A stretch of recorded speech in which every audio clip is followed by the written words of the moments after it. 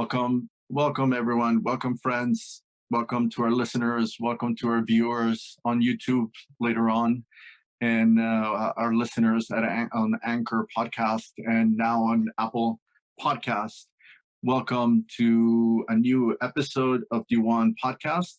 Unfortunately today, once again, our friend Ali Mahmoud is not able to join me because there are internet issues in Aden, and he's chasing some stories. He's behind schedule on his own personal work in Aden, writing some good stories, following up. And so today we have our good friend Eshraq Abd al-Ghani from Malaysia that is joining me today. Welcome, Eshraq. Thank you. How are you? Good evening. Hi. Good evening there. It's late at night in Malaysia today. Thank you for your time. Thank you for sticking around. We're going to have a great episode today. This episode bringing together some excellent women activists. We have 4 Yemeni women joining us from Virginia, the US, all the way to Eshraq in Malaysia. And I've been wanting to do this episode for a very long time. This was supposed to be our 4th episode. When Ali and I joined forces for this project, we said that our 4th episode would be a panel with Yemeni women to discuss Yemeni issues, to discuss, bring out their perspective, their experiences. But as everyone can see, we're now in the 8th episode, and events and the news have taken over this podcast, where we've been wanting to keep up with the news, keep up with the UN panel, keep up with the new Biden administration, keep up with all of these things that are going on in Yemen. But finally, I said, we need to stop, we need to get back on track. And I started reaching out to some great Yemenis everywhere. A couple of people that we invited were not able to make it today for one reason or another. We are going to miss their experience, their perspectives, but I'm sure that we'll bring them out to our next episodes where we continue to invite them. We have an update today live from Mareb with our friend Yasmine al-Qadhi, who is a great activist in Mareb. She's going to give us a quick update of the situation there, particularly with the IDPs. We are recording on the 27th of February, so there's the updates of the missile attacks and drone attacks in the city of Aden Friday and today, Saturday. But we usually do a roundup of news, but today, my friend Eshraq, I'm going to start with a focus on the latest news, which is this resolution. It's resolution 2564 from the UN Security Council. It was voted on the 25th of this month, on Thursday. And I'm going to go through it because there's some interesting things that I want to bring up and highlight for our friends listening that might not be familiar, might have not seen it, might not have time to have gone through this resolution. This is a resolution that basically has the UN Security Council renew the mandate of the 2140 sanctions regime, the 2140 committee, which also renews the mandate for the UN panel of experts on Yemen, which we've been discussing for the last 3 episodes almost. So bear with me today, and I want to highlight some things that we see here. One of the things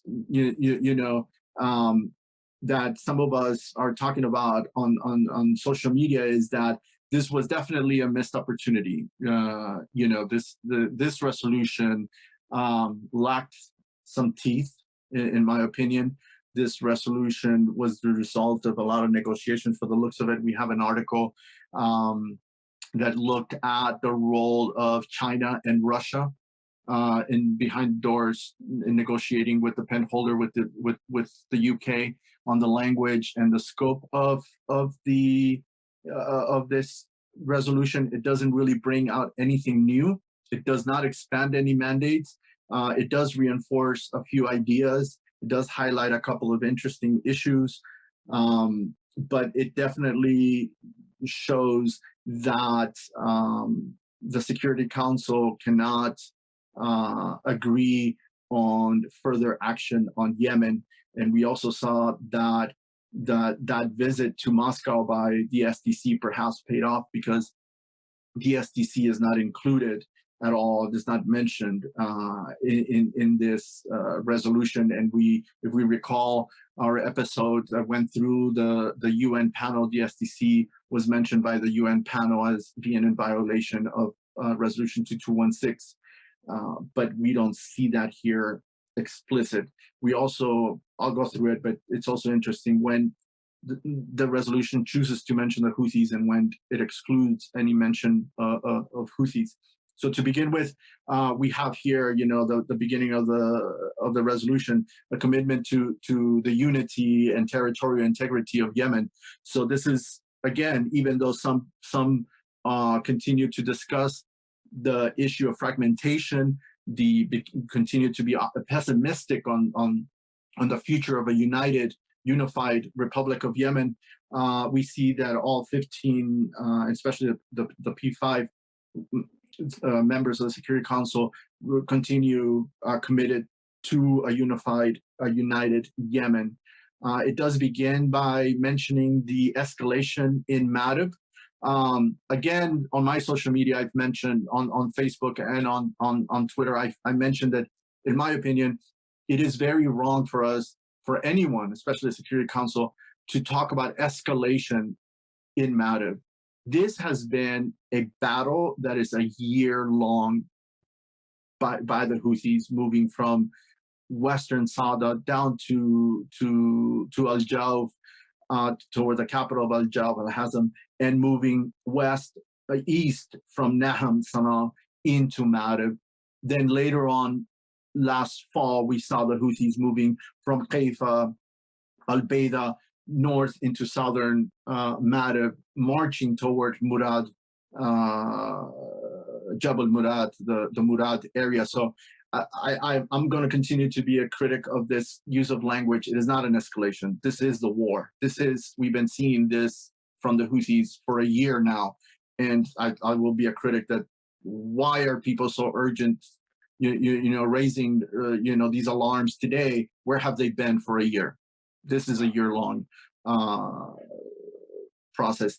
And then we also saw that the Houthis had continued to attack southern Saudi Arabia. There's a lot of talk about how the Houthis were affected by the FTO listing under the Trump administration before President Biden took office, and then how they've acted after President Biden suspended that listing. For me, there's been absolutely no change.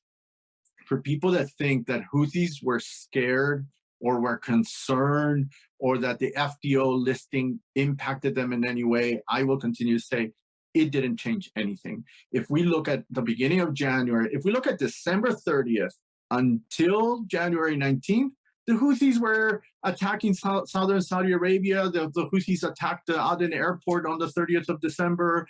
The Houthis continued to march through Mareb. The clashes continued in Taiz. So this idea that the FDO changed their behavior, in my opinion, it's a non-starter. It's not what reality is about.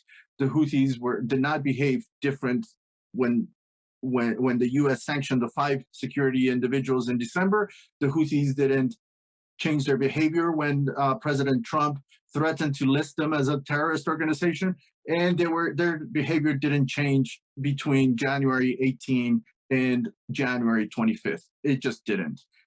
This is a continued tactics and strategy from the Houthis, who are nowhere, in my opinion, close to reaching a ceasefire on the ground, as we will discuss with our friend Yasmine, who will give us an update from Mareb.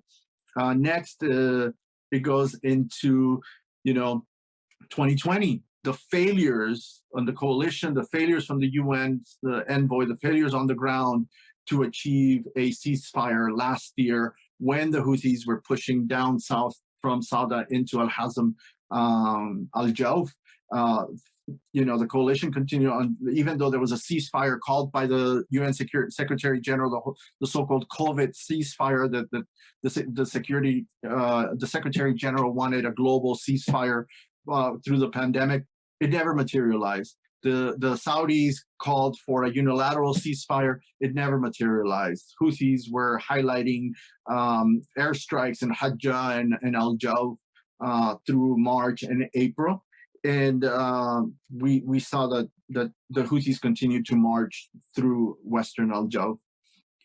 We then get into the issue of highlighting the continued transfer and smuggling of weapons into Yemen, and the UN panel. We went through that on how the UN panel highlighted the new weapon systems, the routes used to smuggle weapons into Houthi territory, but also highlighting how Yemen is used also to smuggle weapons into the Horn of Africa, Somalia, for example. Again, we see the Safar oil tanker being mentioned.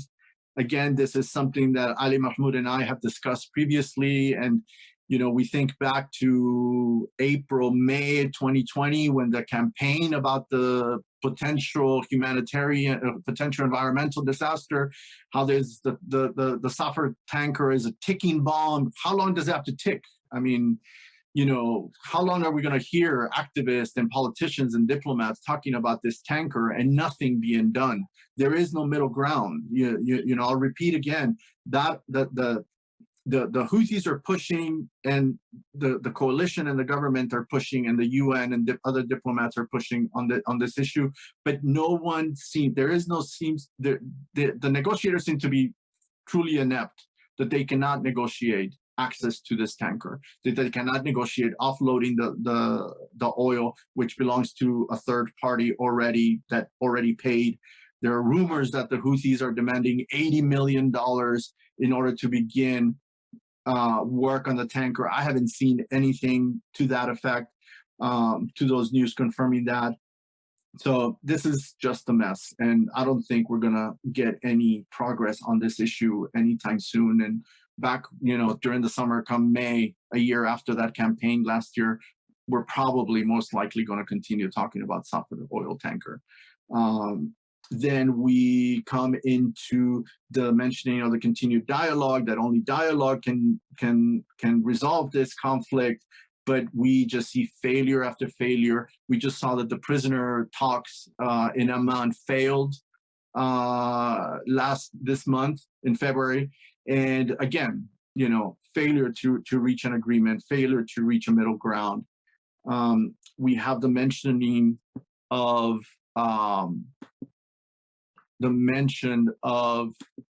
I think I lost my video here, so give me a second. There it is.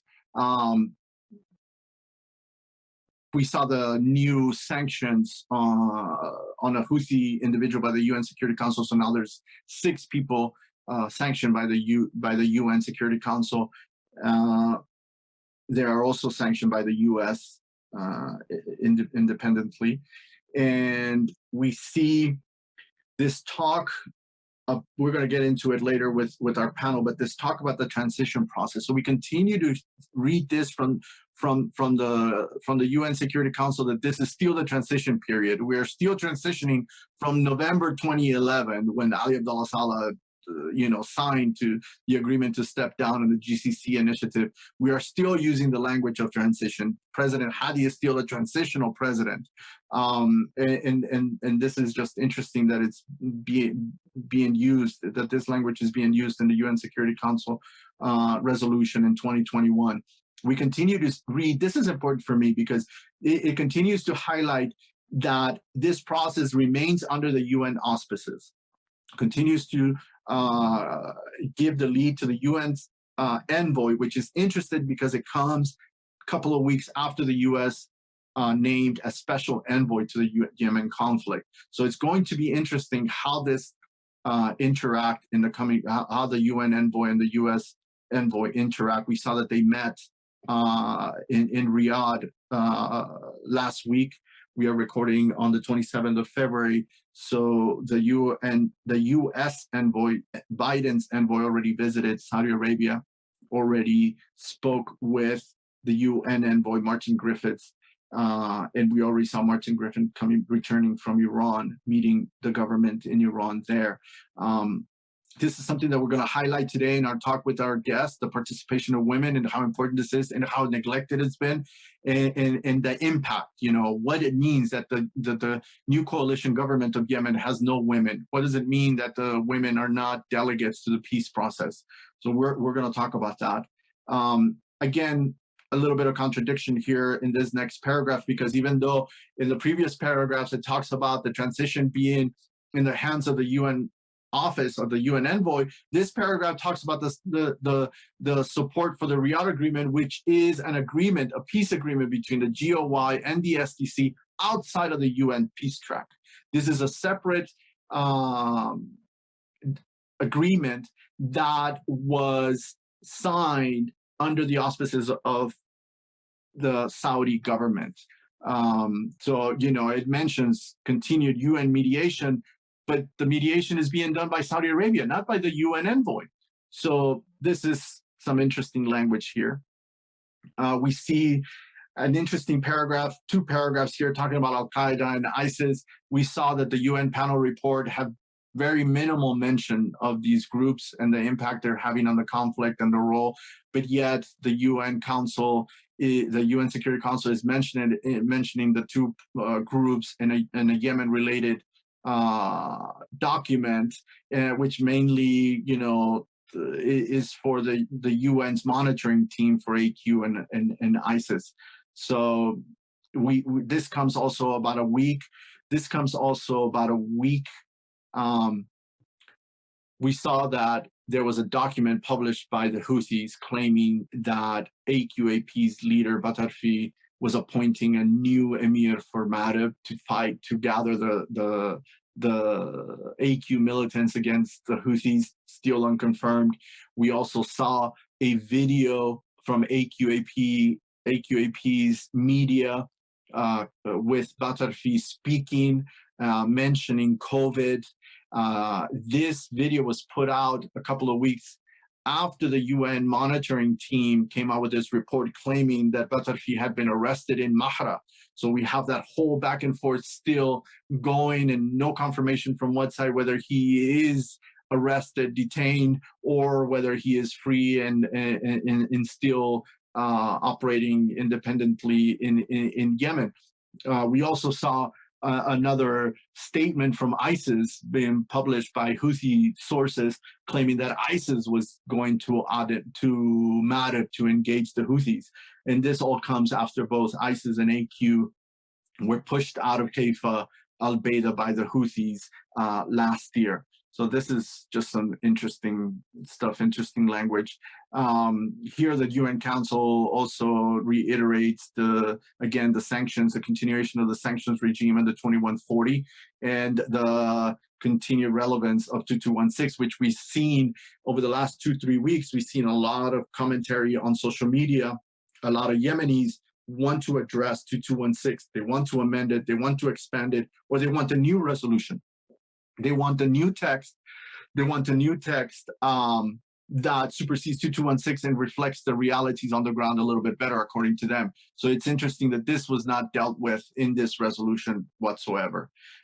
Then we go into condemning. This is an interesting part because this paragraph condemns the attack on the Aden airport on 30 December, but it doesn't mention anybody. It doesn't give responsibility. It doesn't hold anyone responsible for that attack, even though the Yemeni government already published its findings from Aden, claiming that this was done by the Houthis.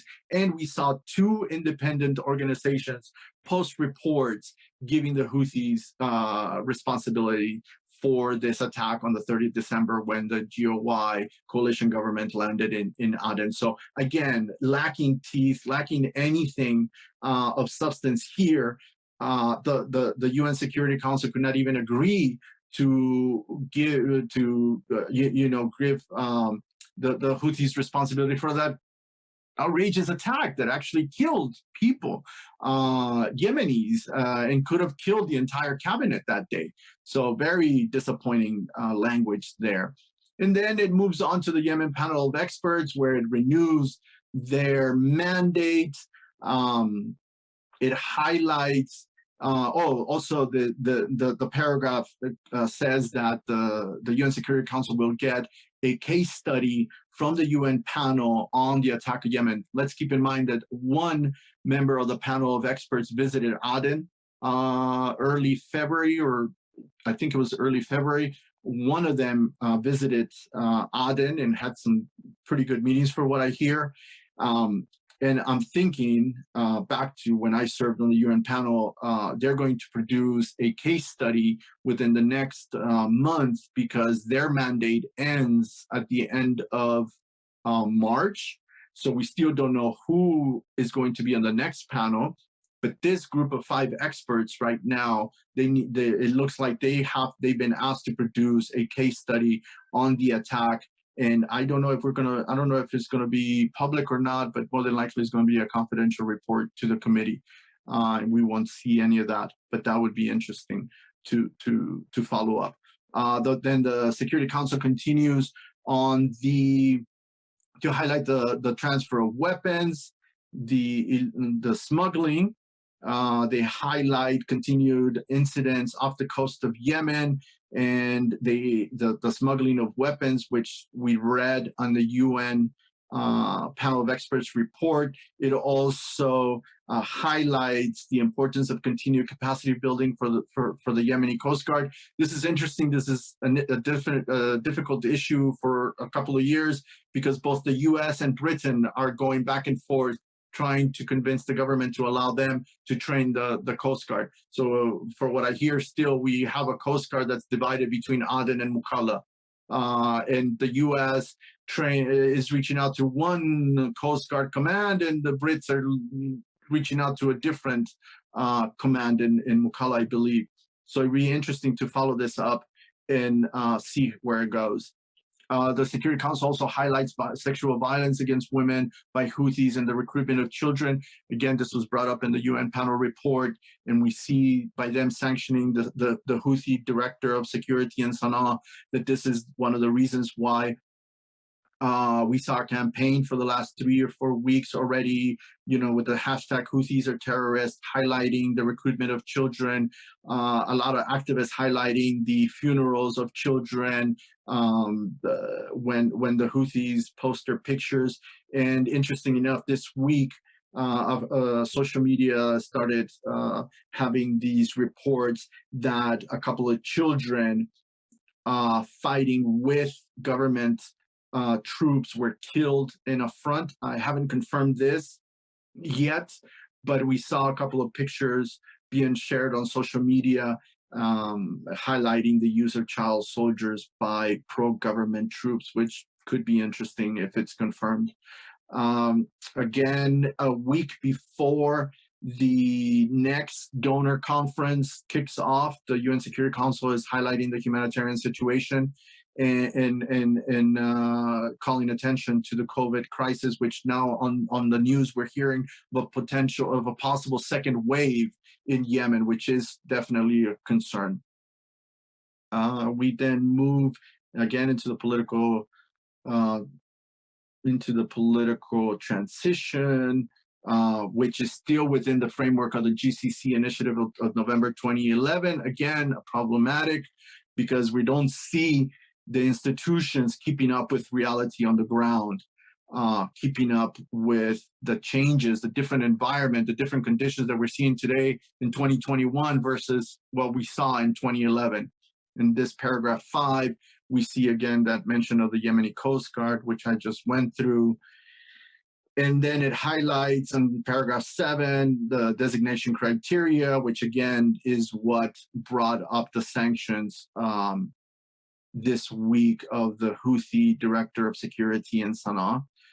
Paragraph 9 just extends the mandate of the panel of experts, asks the Secretary General to nominate the next members of the panel of experts, and then expecting a midterm update report, which comes around July 2021. And that's it. That's mostly all of it. And like I said, kind of disappointed that we did not see any stronger language, pick and choosing when they mentioned the Houthis and when they didn't still. And it shows a lot of the tension in the Security Council behind closed doors, negotiating the language, and how the new president, U.S. President Biden, is going to face this, resistance for his new ambassador to the UN, which was just named this last week. So we'll continue to follow this. We'll continue to see how things develop with the work by the UN agencies. We'll see what happens with this UN donors conference coming up. I believe it happened on the 1st of March. So hopefully by our next episode, we'll have an update on the situation.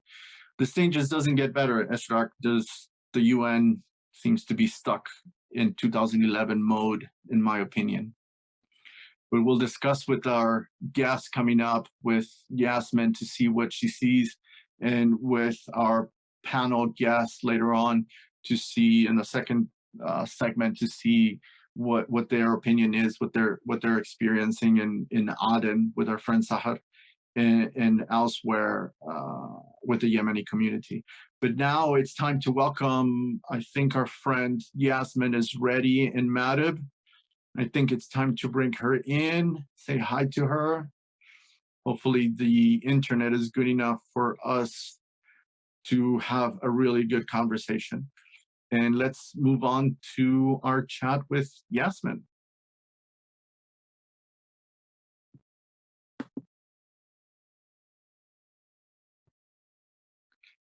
Hello, everyone.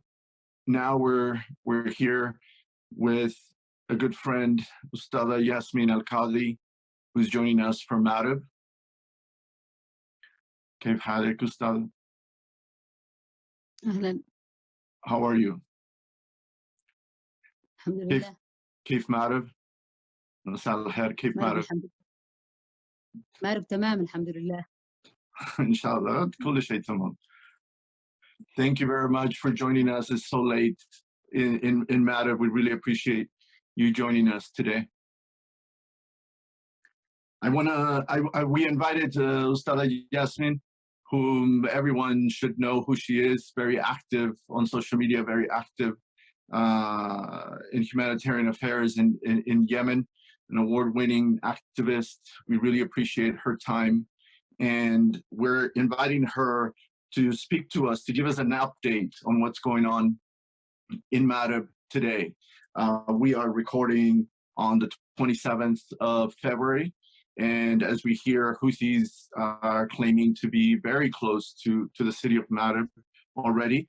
And we want a quick update of what's going on, what people in Mareb are living, and what people in Mareb are seeing today.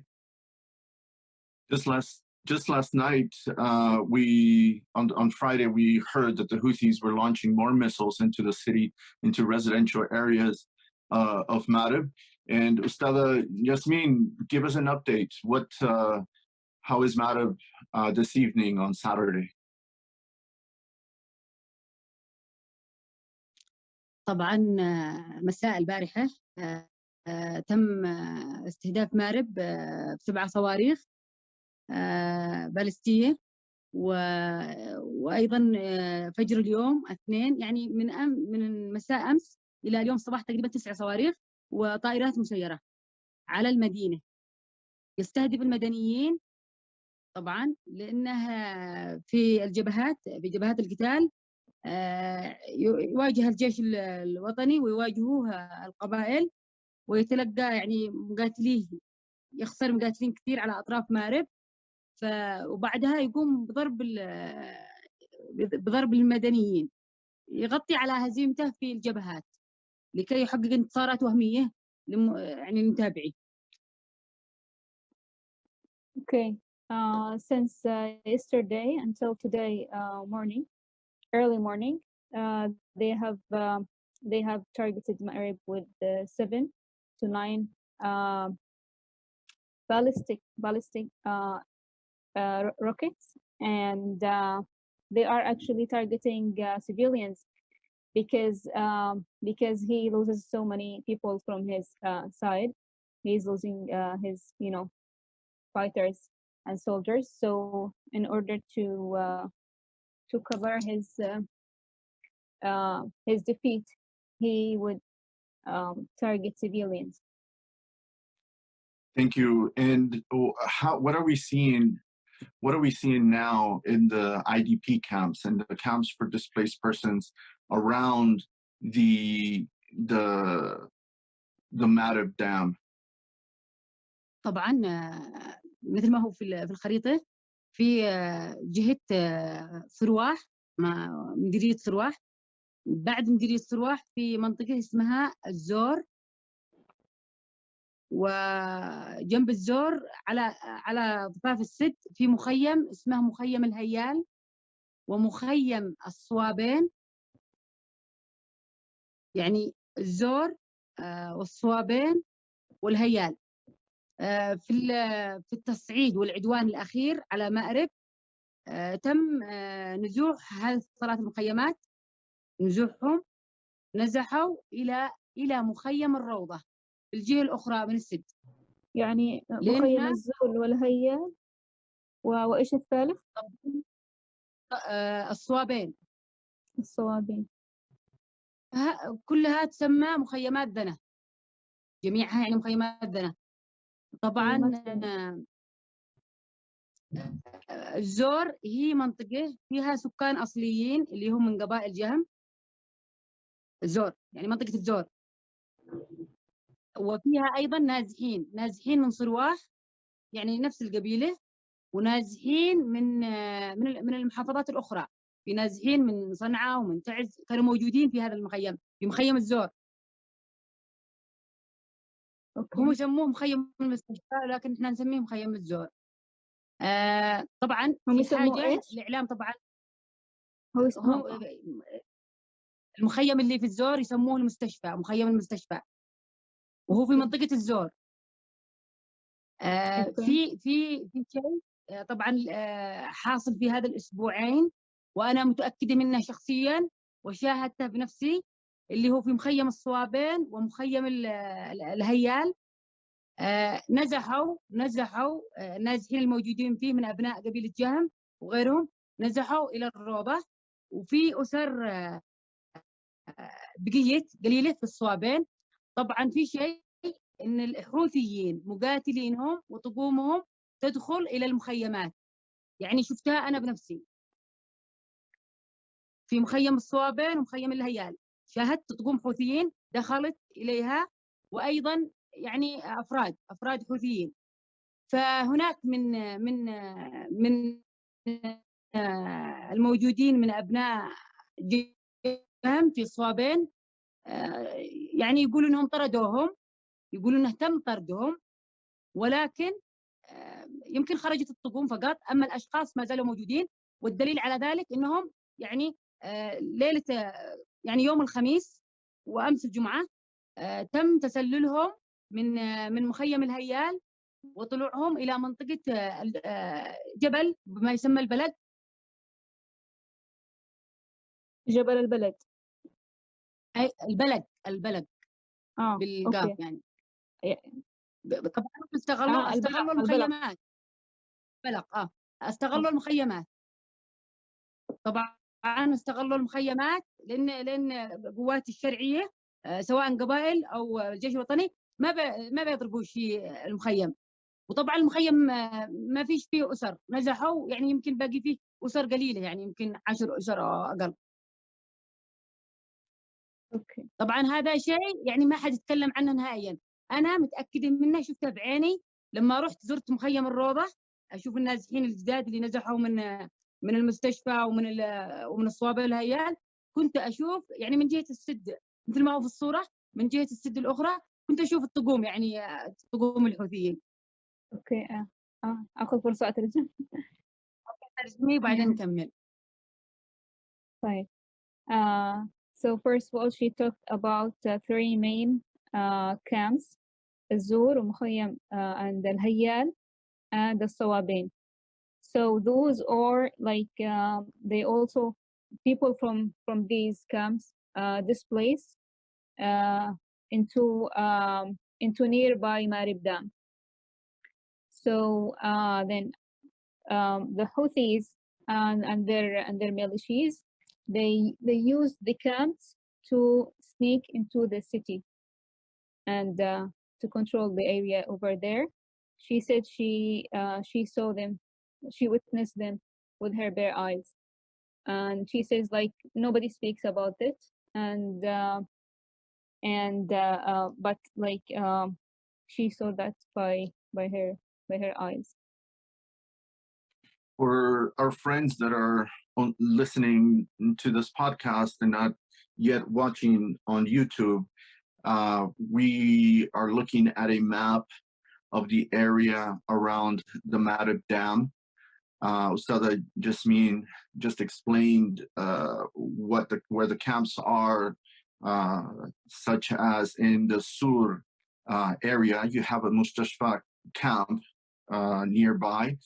There are 3 camps. She's highlighted 3 camps west of the dam, just over the mountains from the dam. So you have Mustashfa camp, which is in Azur.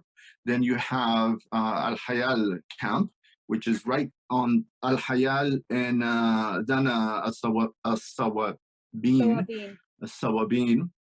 are on the west side of the dam, about the middle area of the dam area. And then on the eastern side of the dam, we have a Roza camp, we have a Najma camp, and this is called close to Jabal Aden, which the Houthis have claimed, in the Arak village, which Houthis have claimed this week to have taken this area. Ustada Yasmine has highlighted the area around the dam because it's a very volatile area at the moment. We're back and forth. The forces from the government and the Houthis claim to have taken territory there over the last 7 to 10 days. And so in the map, we are showing where these camps are in relation to the city of Mareb, which if we can see at the moment, I'm going to show you when we measure the distance, let's say from Azur to Mareb City, is in less than 10 miles from the main city, or less than 16, around 15 and a half kilometers from the city of Mareb. Ustada Yasmine, we heard from the Houthis last night on Friday that they were already at Al-Balak mountain. Is there any confirmation yet from the government about this? Okay, actually she said the Houthis could sneak into the Al-Balak Mount. And she said also all those 3 camps are called Al-Mustashfa. They call it Al-Mustashfa. And these are the ones in Azur. Yeah, Azur and Al-Hayal and Al-Sawabin, they all called they called Bana. Okay. And Azur is called Al-Mustashfa. Thank you. Ustada Yasmine, where are these IDPs going? What is their new destination?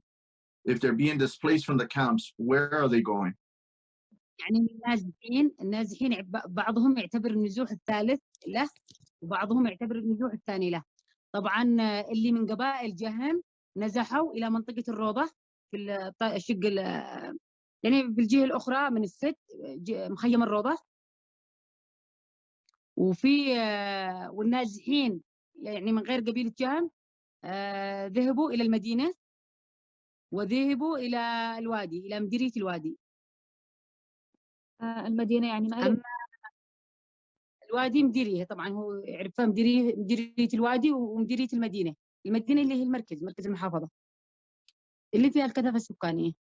هذول النازحين ذهبوا لهناك. بس قبائل جهم أبناء صرواح ذهبوا إلى مخيم الروضة لأنها منطقتهم القبلية، يعني الأرض أرضهم. Okay.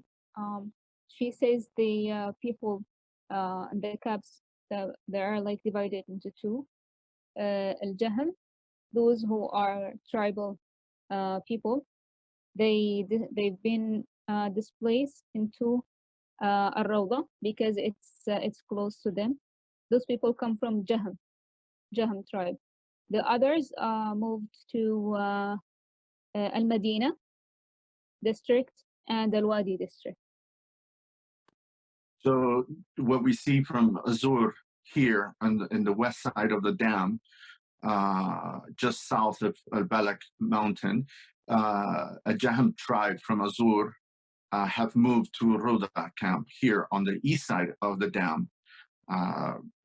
They have crossed around into this safer area still under the government, and most people have then left to the west area in other districts. I have problem hearing you. I hear someone else.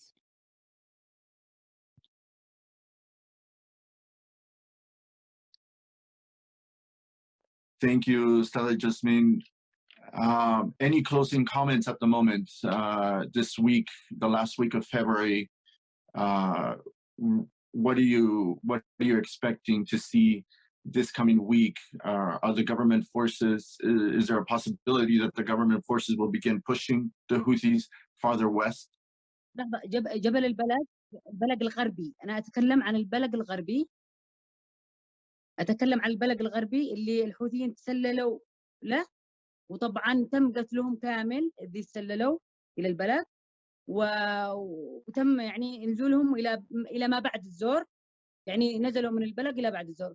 طبعا قلت ليش ركزي على هذه النقطة لو سمحتي، إنهم استغلوا المخيمات، مخيم الهيال، ودخلوا من يعني من وسط النازحين، فهذا يعني انتهاك بعد ذاته.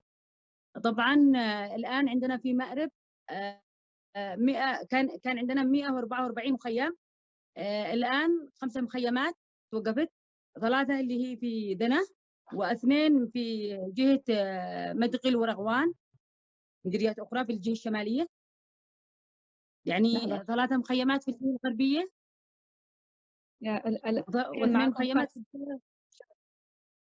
5 مخيمات توقفت من 144 مخيم. أيوة. فطبعا نزوح، يعني تخيل الوضع الإنساني، نزوح بعد نزوح بعد نزوح. طبعا يعني فرضا لو أخذنا بالتصور الذي يقولوا لو مارب سقطت، طبعا أنا كامرأة يمنية وماربية وأعيش في مارب، أنا لا أتوقع سقوط مارب أبدا. يعني من منطلق ماذا؟ من منطلق قبائل مارب، يعني يموت القبيلي ولا أحد يأخذ أرضه منه بالقوة. طبعا والدليل شوفي قبائل جهم لما نزحوا للنزوح الثالث ما غادروا شي الروضة، النازحين الآخرين غادروا، قبائل جهم لم تغادر الروضة.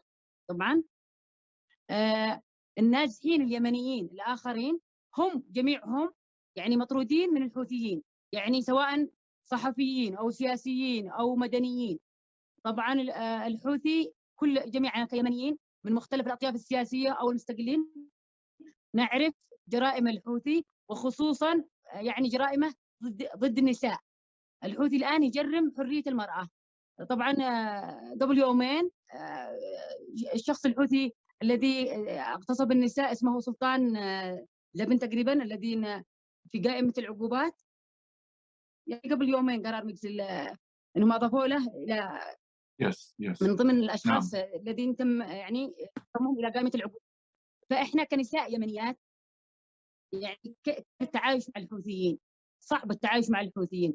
طبعا محافظة مأرب محافظة نفطية إلى حد اللحظة هذه، قاطرة ناقلات الغاز يعني ذاهبة إلى صنعاء، لم يتم توقيف الغاز أبدا على المواطنين. يعني لو الآن في وقت يمكن أخرج أصور لكم يعني طريق قريب مني طريق إلى صنعاء، الطريق والناقلات تمر من عندنا من مأرب تطلع إلى صنعاء. طبعا في حال، وطبعا الحوثي هو يبيعها بأسعار خيالية ويستغل المواطنين في صنعاء ويبيع لهم بأسعار سعر مضاعف. عندنا في مأرب سعر الغاز 3000 ريال، بينما الحوثي يبيعها من 13000 و10000.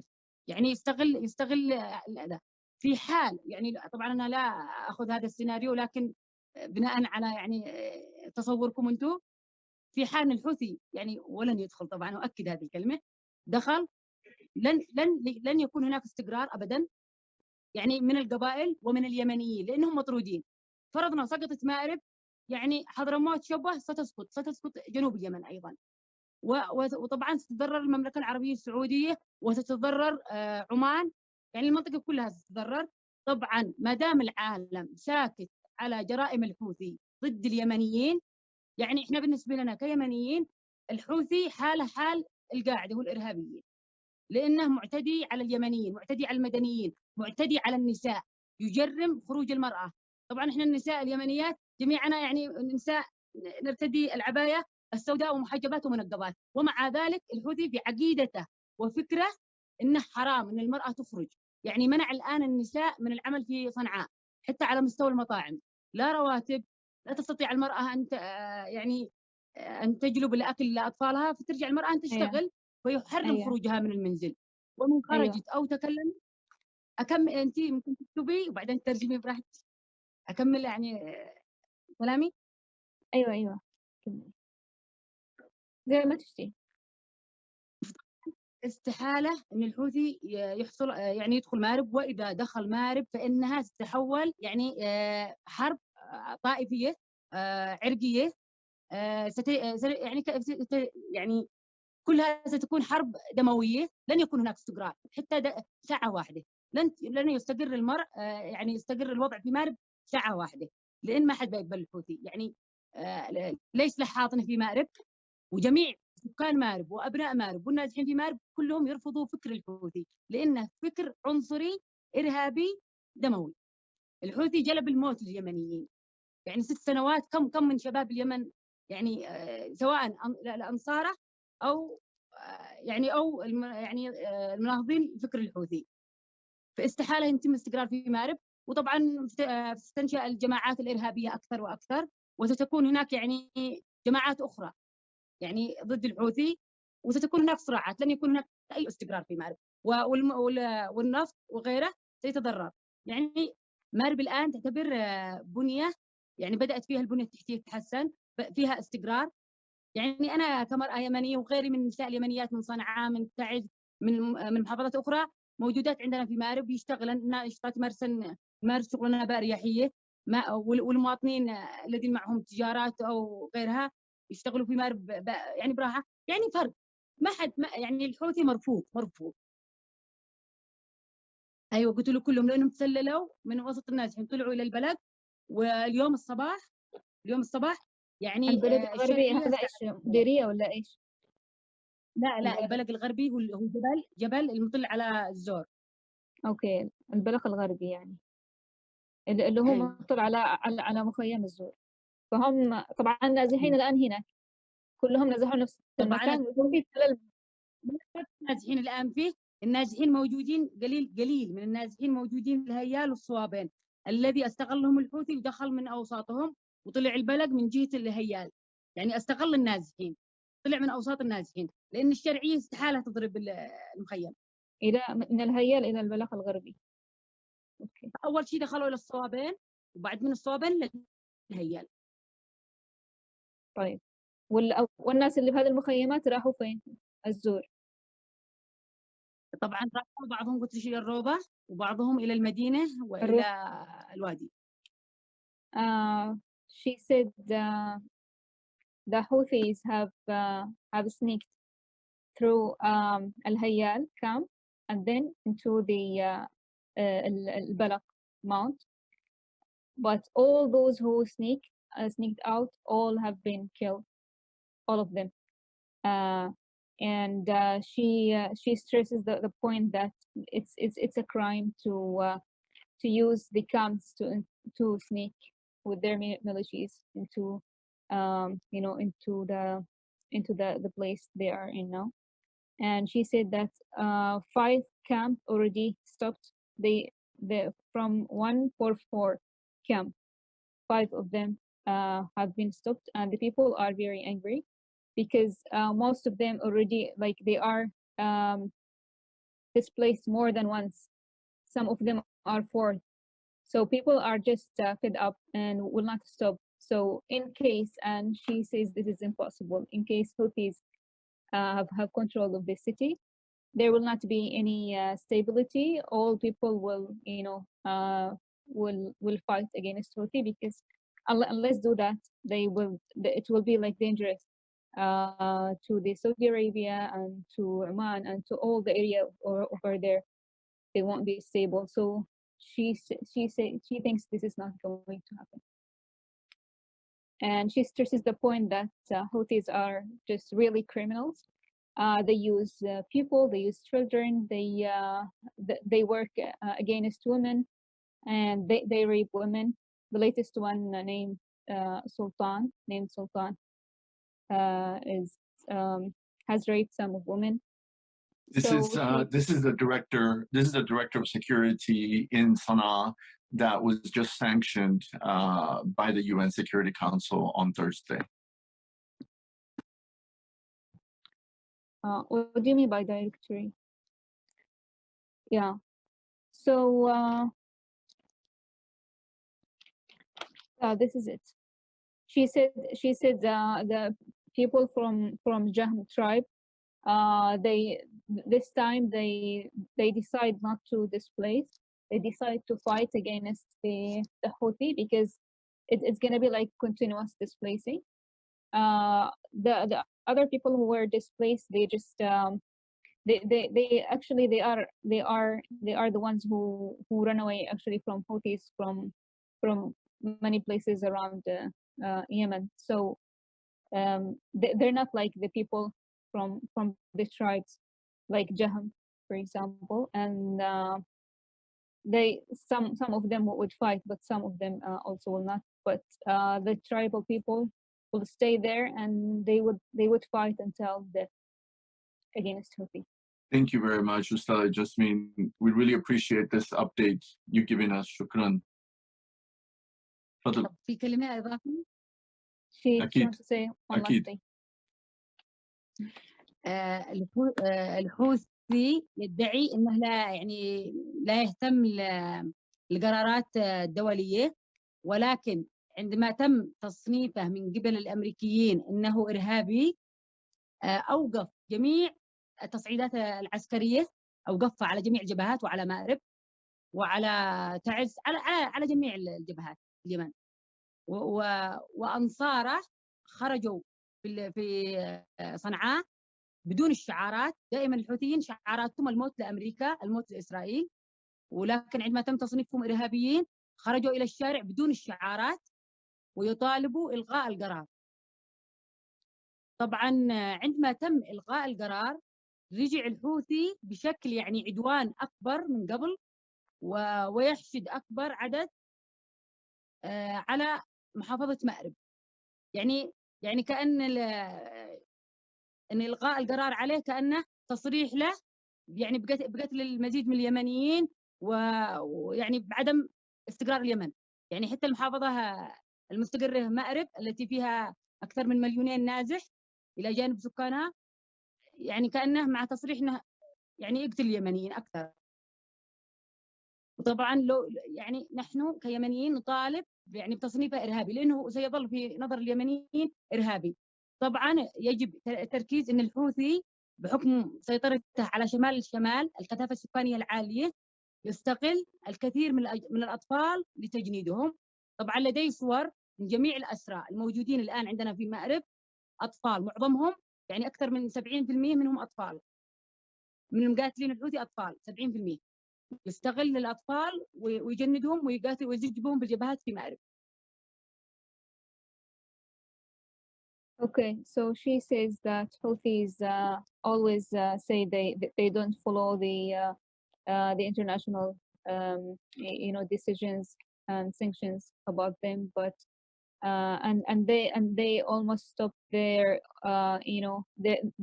their military activities, and their followers when they actually started to say they would um, um, categorize them as a terrorist group. They stopped all their military works, and their followers would go out to the to the to the streets without their well-known slogan الموت لإسرائيل الموت لأمريكا. But when they decline when they cancel the sanction about categorizing them as terrorists, they come back even more violent. It's like when they did that, it's like they give them the green light to kill more people and use more children and come back even stronger. Yes, indeed. Ustada Yasmine, thank you very much. Shukran jazilan. Thank you for your time. I really appreciate you being out this late and going out of your way to finding a good spot to join us. I hope that we can invite you again soon to talk to us more about what's going on in Mareb and give us an update. And yes, as you said, we hope that there is a ceasefire soon, and we hope that there are no more direct attacks on the city, and the civilians are definitely spared of any further casualties. Thank you, Ustada Yasmine. شكرا لك نعم. شكرا لك وايضا نتمنى شكرا لك. ايضا نتمنى انه الاوضاع لا تسوء اكثر من هكذا في اليمن بشكل عام، ونتمنى ما تمنيتي سابقا. شكرا. نعم. Thank you so much, Yasmine. It is very nice to see you again. It's been a long time, and hope to see you and your sisters in person pretty soon in Yemen. Good luck. Thank you.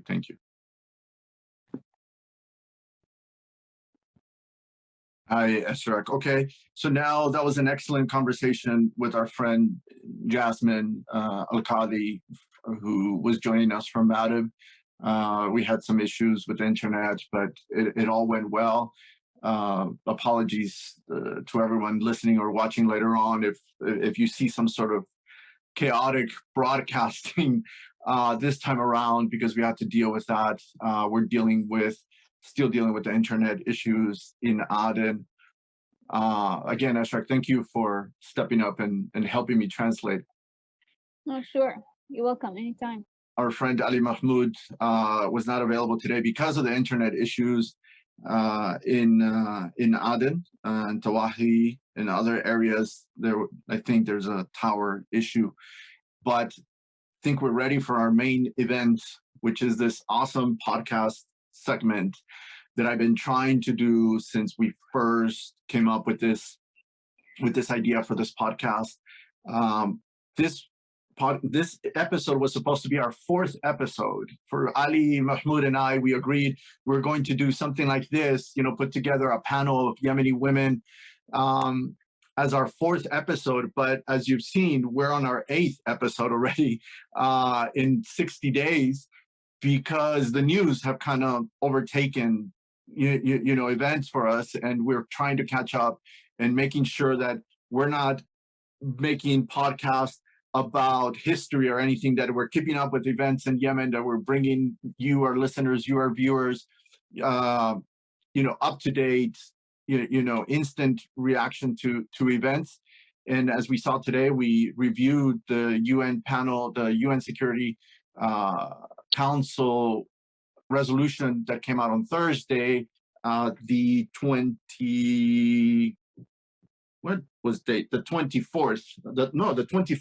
the 25th of February. So now we're recording on Saturday the 27th, and we have an awesome panel today.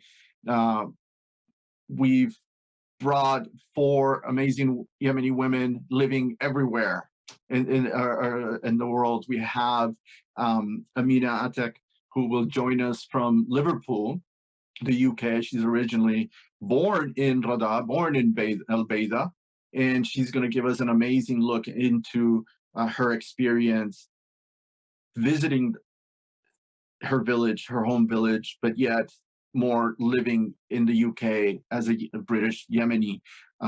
We have Sahar Nuraddin, a very good friend of mine, in Aden. She's worked for humanitarian agencies, strong woman, feminist, pushing for women's issues in Aden. Hardworking professional. She is amazing, and she's going to give us an update of what it is like to be in Aden today. We have Eshraq Abd al-Ghani, who's joining us from Malaysia. Her story, she'll tell us a little bit about her story, living in Sana'a and being basically displaced because of the war. So what we're seeing is, what we're bringing you is these different perspectives of the diaspora, the Yemeni diaspora, their experiences. In this new generation. Eshraq, we'll talk about your situation, but there is this new generation that's being displaced by the current war. And then we'll be joined by Najma Kierstead, who is a Yemeni of Hadrami background, born in Somalia, has worked in Yemen for a very long time, and now lives in the US. And definitely we want to hear a lot from her and her experience working in Yemen. So ladies, I think Sahar has joined us now from Aden. And if I may, I know Najma is supposed to come back in with some video soon. But if I may, I want to start with Amina, your story. I mean, it's amazing. I first, heard of you. I'm sorry, but my first time I heard about your story was in the first episode for our friend Kip's podcast, Yemenist, the Yemenist. That was an amazing podcast episode. And your story, I've sent all my friends, Yemeni friends, that episode so they can hear your story and how you describe, living in the UK and visiting Al-Baida. Can you tell us a little bit about that to our new audience here at Diwan? Yeah, well, thank you so much for inviting me. As you can tell, I hold a very strong Scouse accent, which is also part, I think, this conversation of the diaspora, what we leave behind, but what also do we take with us from this new land. And I think it's also that moment of expression of who we are as people, but also what we bring, the fact that Yemeni people exist all over the world, which people get quite shocked. And I believe that you can find a Yemeni anywhere. So just to give some context, a background of what I do. So I'm a writer. My main form is poetry. So I'm also a performance artist, so I perform my poetry in British audiences, so mainly middle class audiences, which is an interesting other thing is when I'm writing about Yemen and I'm performing to an audience that is non-Yemeni, how is that received? And then the other thing, I'm also an activist and I also facilitate and an art practitioner. So I came to the UK in 1999. My granddad came around the late 50s to 60s. So after World War II in Britain, a lot of Yemeni people saw an opportunity to go to Liverpool because of, after the war, there was an opportunity for to restart the country and people needed that. And I say that because a lot of people think that most people that migrated to the West, they needed something from the West. No, the West also needed the Yemeni community to come and bring, and what the Yemeni community brought at the time was news agents. They became into shopkeepers, and that was, if when we look at the COVID pandemic now in terms of who is a key worker, that narrative changed. Key workers are now people that work in malls and grocery stores, and because they're the ones that provide you with your essentials, your survival needs. And the Yemeni community was like that in the 1950s to 60s. They were, they They're the ones that opened at 6 a.m. to bring your milk, your bread, your essentials, because everywhere else opened a bit later. But also the Yemeni people, because it came natural to them, they come from a nature of hospitality. So naturally, they knew how to talk to customers, even though English was not their first language, and most of them didn't even know how to communicate in English. So how did they serve a non-Yemeni community? Is because they have that nature of hospitality. They know how to give, and they know also how to receive. So that came really natural, and the Yemeni community just really jumped at that opportunity, and they really flourished, brought their wives, which my grandmother then came. And what had happened is my dad then was born here. So my dad had a very British Scouse upbringing. Even the way he dressed, did not see Yemen until he was 20 years of age, which was very different to mine. But my dad went to Yemen at the age of 20 and then fell in love with my mother and got married, and then I was born. And I was born in Rada Malah, and we came in 1999, as I mentioned. But what happens when you arrive to here, and what happens to now? What journey do we go through as you know, as young people of the diaspora growing into the adult world? It was only until, I remember the times when I was in Arabic school, learning the language Arabic seemed like the worst thing in the world. It seemed like so disengaged. I do not want to be associated with it. And I'm not saying that I said it vocally, it was a feeling. And I think it's because when we're living in the diaspora, we're always told that this home is only temporary and we're going to go back home soon. Even when it came to money became a really big issue, because obviously a lot of Yemeni families were working class because they were still starting out their lives here. So a lot of them were still, trying to kind of work up the ladder. And so money became part of our lives and our conversation constantly. So, and the biggest issue was, save your money because we need to build homes in Yemen.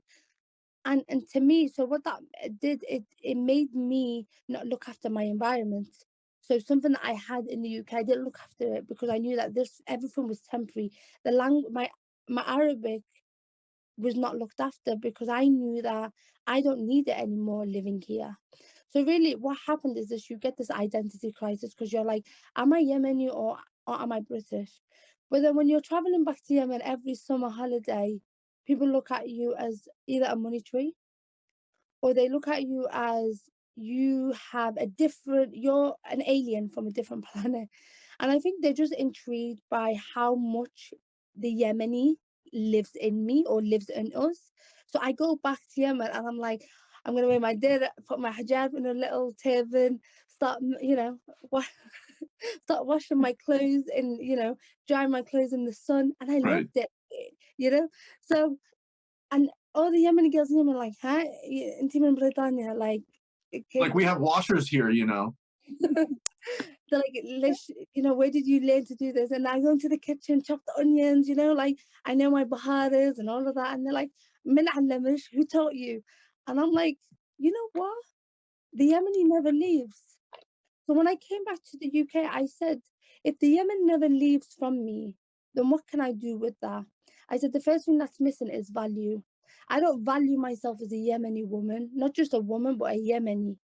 And that became because I realized when I was campaigning and in the activism work in terms of representation, I realized Google as our main web search is problematic. Because when I search Yemen as a young person at the age, say, 15, and I want to find out what my home country looks like from the other side, you get fear, terror. And do you want to be associated with that? I don't think so. Because you want to hide it. Right. It's like, this is not my home. Right. So definitely, so what I did from that is I used it as an advantage. I said, I need to change my branding as a writer. So when I started going into the writing industry, I was known as the Muslim writer because people identify you.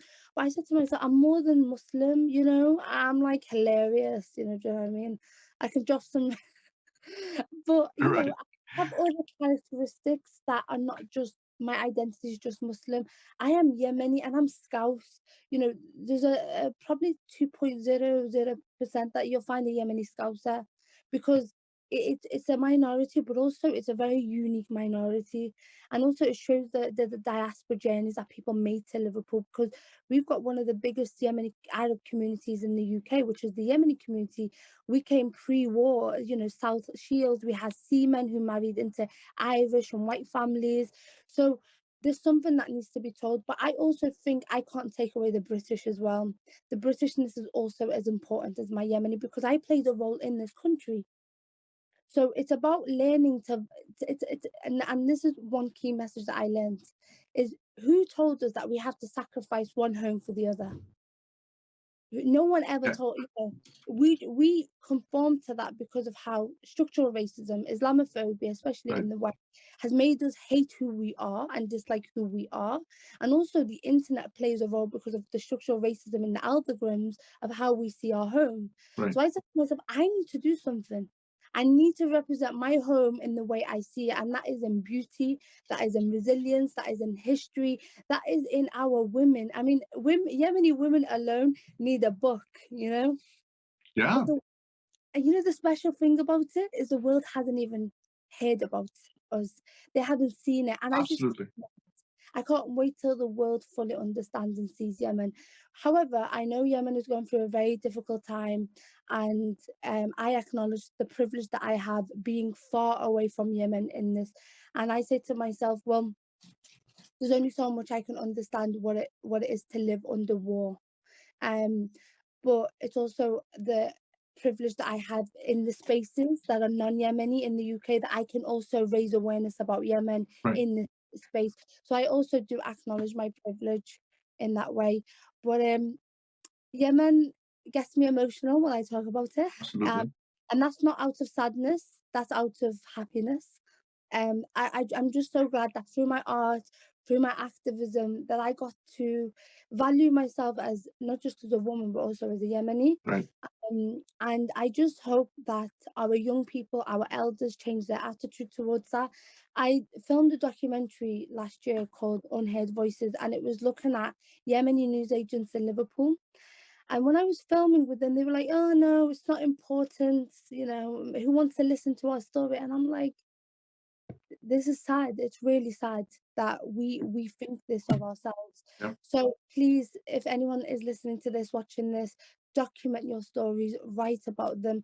There is a market for us and it's ready for us. So document it, write it, publish it, produce it, make a play, make a film. We need visibility and representation. We come big, small, tall, short, and we're all over the world now, especially with the war. So yeah, but thank you so much. I hope gave you insight. You just mentioned a million things that I've been wanting to touch upon, you know, for a very long time. To begin with, this whole emotional thing is like, it's even for me. I mean, ask Najma. We had a conversation just a couple of days ago, and ask her how emotional it got between the two of us, you know, going back and forth. And I've known her since 2013, sort of. And you know, even my wife afterward, you know, my wife, after the conversation with Najma, she's like, what were you saying? Why were you being so loud? You know, so it's anytime I talk about Yemen, and I'm not even Yemeni, anytime I talk about Yemen, it's always emotional for me for a number of reasons. But, you know, what you just mentioned right now, what you just, you know, summarized for us, you know, I'm Mexican. I was born in Mexico. I'm an immigrant to the US. And everything you just described, that's why I invited you today, because from when I heard you on the first podcast on the Yemenis, it hit right at my own experience.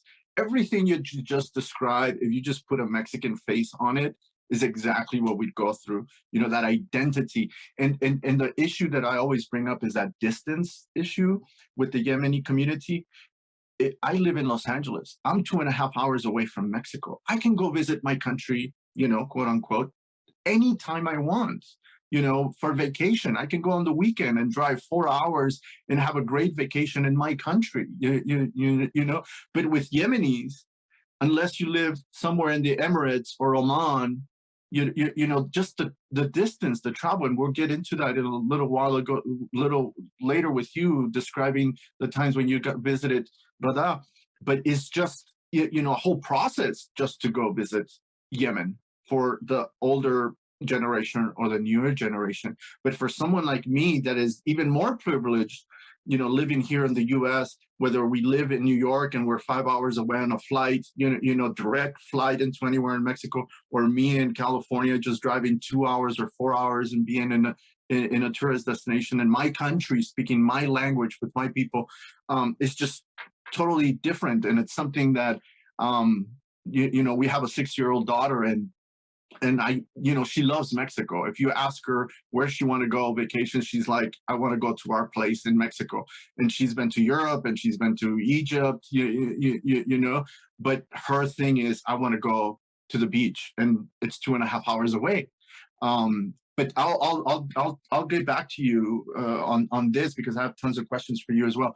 But our friend Sahar, I know that the situation is not that great right now in Aden, and I kind of don't want to lose you, and I want to hear from you. So maybe if we jump from our scheduled script, so we don't lose Sahar, and we get to hear from her.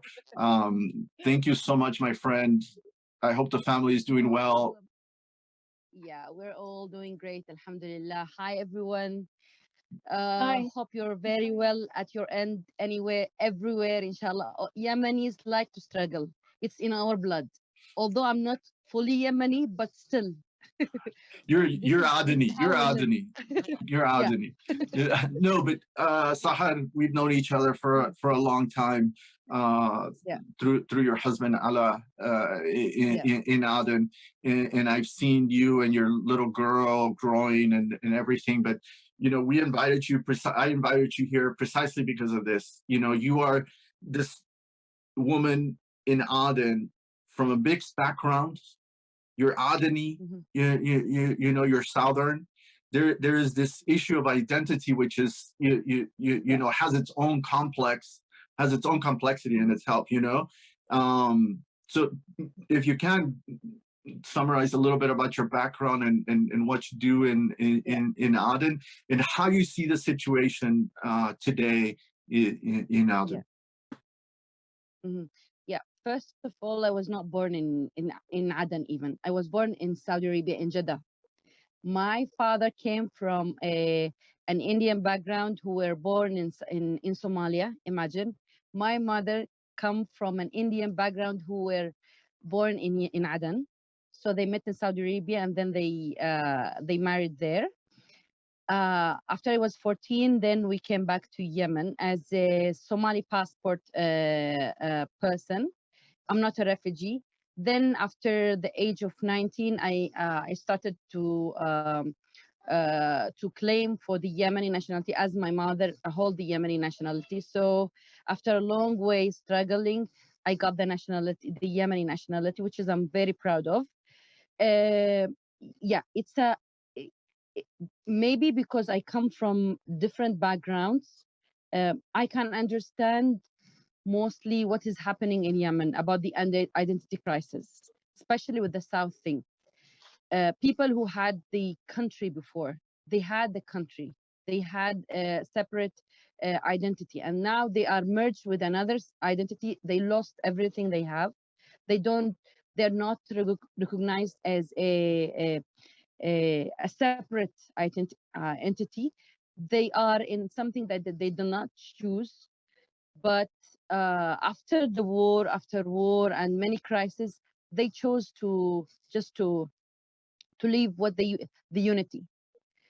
Yes, it's mixed emotions. It's one country, it's a one land with many identities, with many crises, with many thoughts. Everyone wants his own businesses to run. Even this war, this is not a legitimate war at all. Not for the people in the south, not for the people in the north. Even before the war, the conflict, if I could say, in 2015, Yemen was not heaven. Even before 2011, Yemen was not heaven.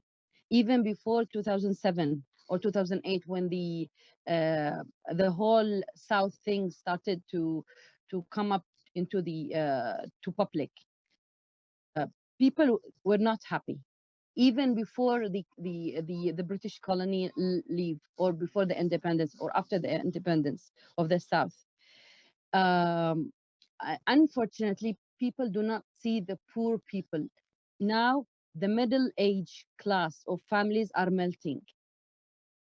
The huge suffering of women is just on the surface, and actually it is the way where when NGOs or even UN agencies are advertising to get more, or to appeal for more help for Yemen. But it's even the crisis in Yemen, even the war in Yemen, the most important thing to look at is the suffering of ordinary people. At the end, it's women. Women are mothers, women are sisters, women are the burden holders.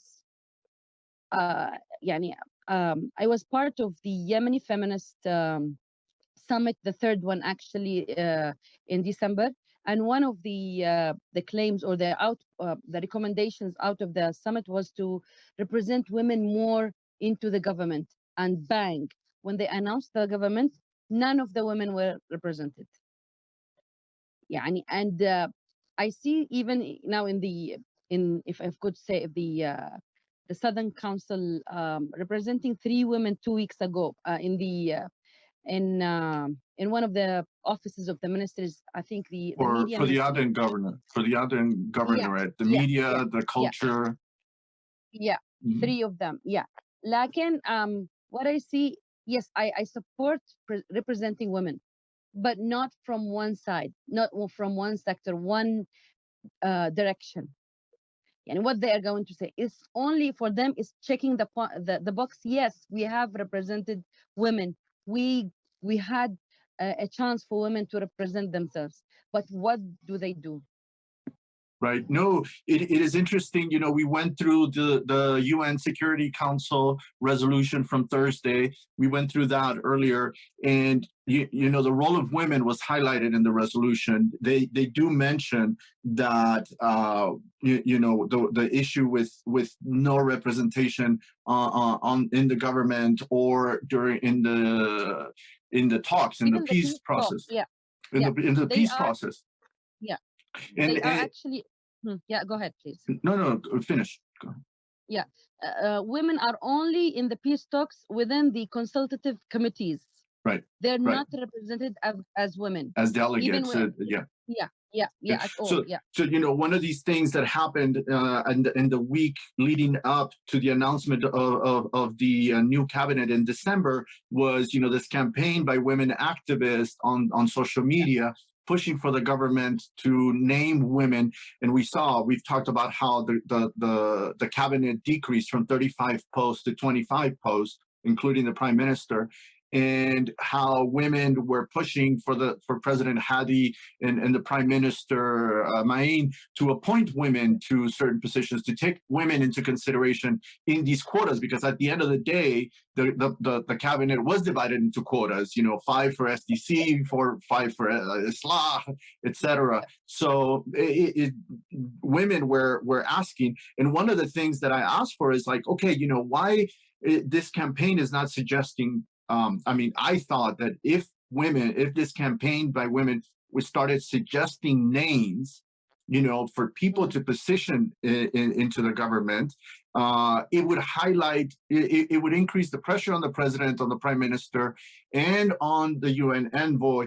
But we have to understand, and from my perspective, I push that we have to understand that the coalition government was formed outside of the UN process. This government was created within that new process led by Saudi Arabia. This is not a coalition government made under the auspices of the UN envoy. This is not part of the transition. This was a coalition government out of a peace agreement between the SDC and the government of Yemen. So it exists on a track of its own. And unfortunately, yes, we see time and time again that the UN posts these workshops in Amman or in Cairo with women, and the envoy praises. yeah, imagine that when the envoy comes, Martin Griffiths visits Aden, women rush to his office. When any European Union representative come to Aden, they rush to their offices with claims, with appeals, with Right. requests, with And everything. whenever But no, and whenever we see meetings in Yemen between a government official and the UN envoy, where are the women? The woman happens to be an assistant of the UN envoy, or a female journalist from the West, or an analyst from the West, as what we saw last week, that a new group of analysts were visiting Aden. There were no women in that meeting except for the female from the Western agency, and there is no pressure there from anywhere. Even for optics, in our last 7 episodes for the podcast, I've always talked about, optics matter. Even if you're just doing it for public relations, optics matter. And even if you don't have a female decision maker, quote unquote, I mean, consider that optics matter, and you should have some women in your meeting and have them speak and let us listen to what they say. Okay, so they're not high-ranking officials in the SDC, they're not high-ranking officials in any ministry, but at least let us see the women that you're considering, that you have around, and stuff. We'll get back to that, Sahar, because it is an interesting point. And this is, again, this episode was supposed to be our 4th episode. It was supposed to be upfront, bringing up women's issues, but it's been our fault that we've been pushing and pushing. But I'm really glad that we're talking about this, and we're discussing this, and this is perfect to lead into our friend Eshraq, in Malaysia, because she and her family are displaced because of the war.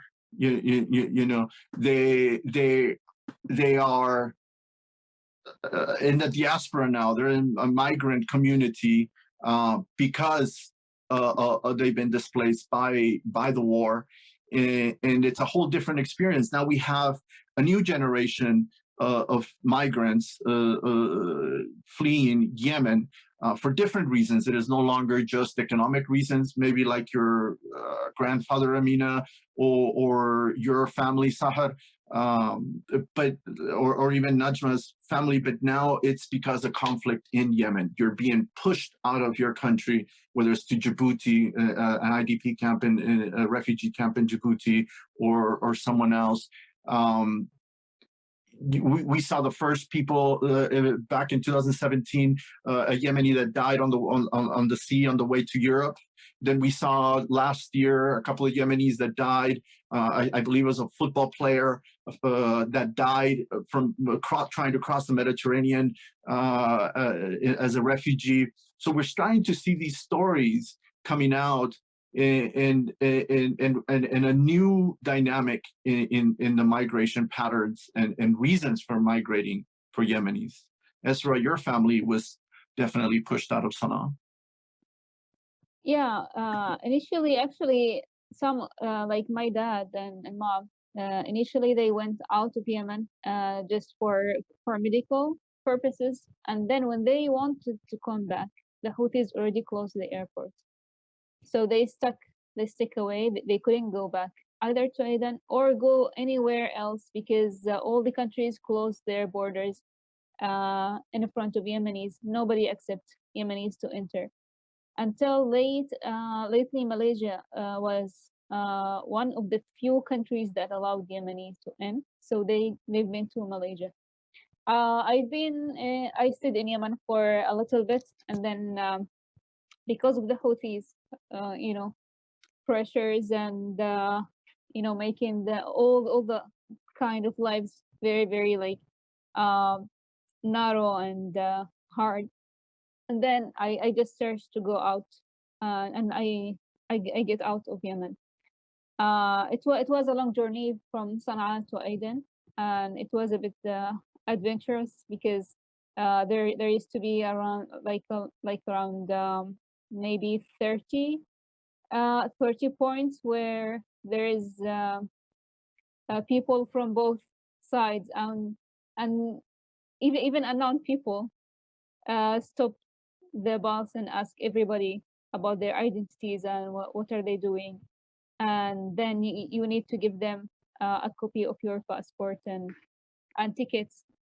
So I printed like around maybe 15 copies of my tickets and passport to give them until I reached Aden after a very long journey. I think 15 hours at least. And then from Aden, I stayed maybe for 2 days, and then I took a flight to Malaysia. And until the last moment, I was doubting that the Malaysian immigration will let me in. I was so afraid not to be in, because at that time, many Yemenis were displaced from Yemen to Malaysia. So um, the laws here were becoming more narrow in front of the migrants from Yemen. But Alhamdulillah, I've been in, and Alhamdulillah, until from then, I think 2018 until now, I'm here in Malaysia With your family. with my family, Alhamdulillah. And your properties in Yemen or in Sana'a, and the relationship between your father, because I believe your father was a professor at Sana'a University, and we have the issue with the salaries, etc. How is your family dealing with that situation? Well, the salaries in Sana'a are all cut off. Our properties were almost taken by Houthis, because actually we only have the one property that we granted from Sana'a University for professors, and then Houthis have, when they controlled Sana'a University, they took also all the properties, and that's why I couldn't stay there, Right. because they kicked everybody out. This was the complex, the residential complex inside Sana'a University for the teaching staff. Okay, I remember that area. Yeah, but your father's salary is also not being paid by the Yemeni government from Riyadh. I mean, still the Ministry of Higher Education, whether it's under Houthis or not. Is the Yemeni government helping in that respect? No, at all. I've been lucky actually to do some processes to let it go, because unless I did that, they would have been successful to cut it off, and like without any backup from the government. But the government, maybe I think they just give us from 2015 until now, maybe like around 2 salaries. Until now, there is no salary at all. Right. And we've also seen the issues between the government and students, such as yourself, because you were still studying when you landed in Malaysia. We've seen the issue with the scholarships and the stipends that students are supposed to receive. How is that? How have you dealt with that in your situation? Well, actually, previously I've granted a scholarship from the government. It was in another place, but when I come to visit my family, the Houthis have stopped it, so I couldn't go out until 2018. And you haven't been able to receive any of that while you're in Malaysia?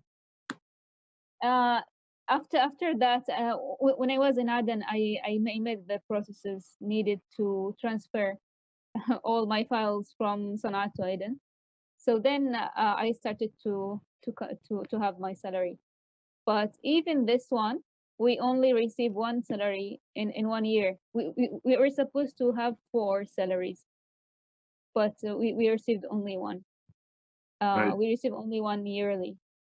Yeah, but without any reason, actually, because at the time when I did the processes, there were lots of scholarships come from the Gulf countries, different countries. I think Qatar, Saudi Arabia, Emirates.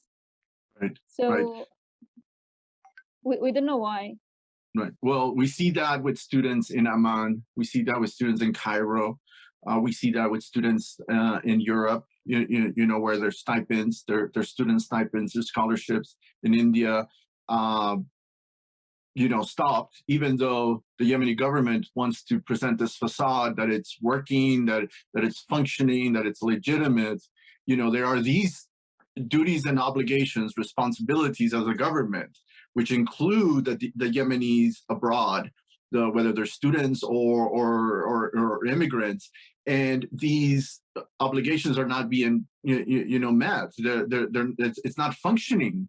We just did a podcast about the legitimate government and out of the UN panel of experts, and one of our guests made the comment, that the GOY, the government of Yemen, is not legitimate because it doesn't have any support in it. And then when people on social media came back and said, how could you say that they don't have any support, et cetera, et cetera? But if a government is not meeting their responsibilities of governance, how legitimate is that? And people attack the Houthis for the lack of legitimacy, for other reasons. But yet, if you talk to people in Sana'a, they say, well, we have water, we have electricity, etc. And those are part of governance. The universities or the schools are open. That's part of governing. It's not a perfect scenario. I'm not legitimizing what the Houthis are doing anywhere under their control. But this is that debate. What is legitimacy? And part of that legitimacy is governance, is delivering services, is tending to the needs of the population, whether they are in the country or abroad. That's why you have embassies. That's why you have consulates. And when students in Malaysia, India, Cairo, Amman have to go to the embassy to protest because they don't have money to pay for the next semester, or they don't have money to pay for their exams, that's a failure of governance. That's a failure to meet the responsibility. But we'll get back into that issue. Thank you, Eshraq, for that insight. And Najma, now to you. I think you're hiding from us this afternoon.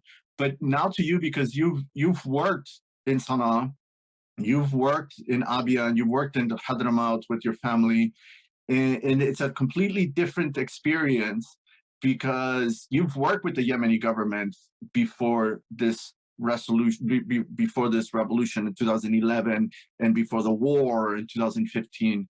How do you see the situation today for Yemenis outside Yemen, for the diaspora?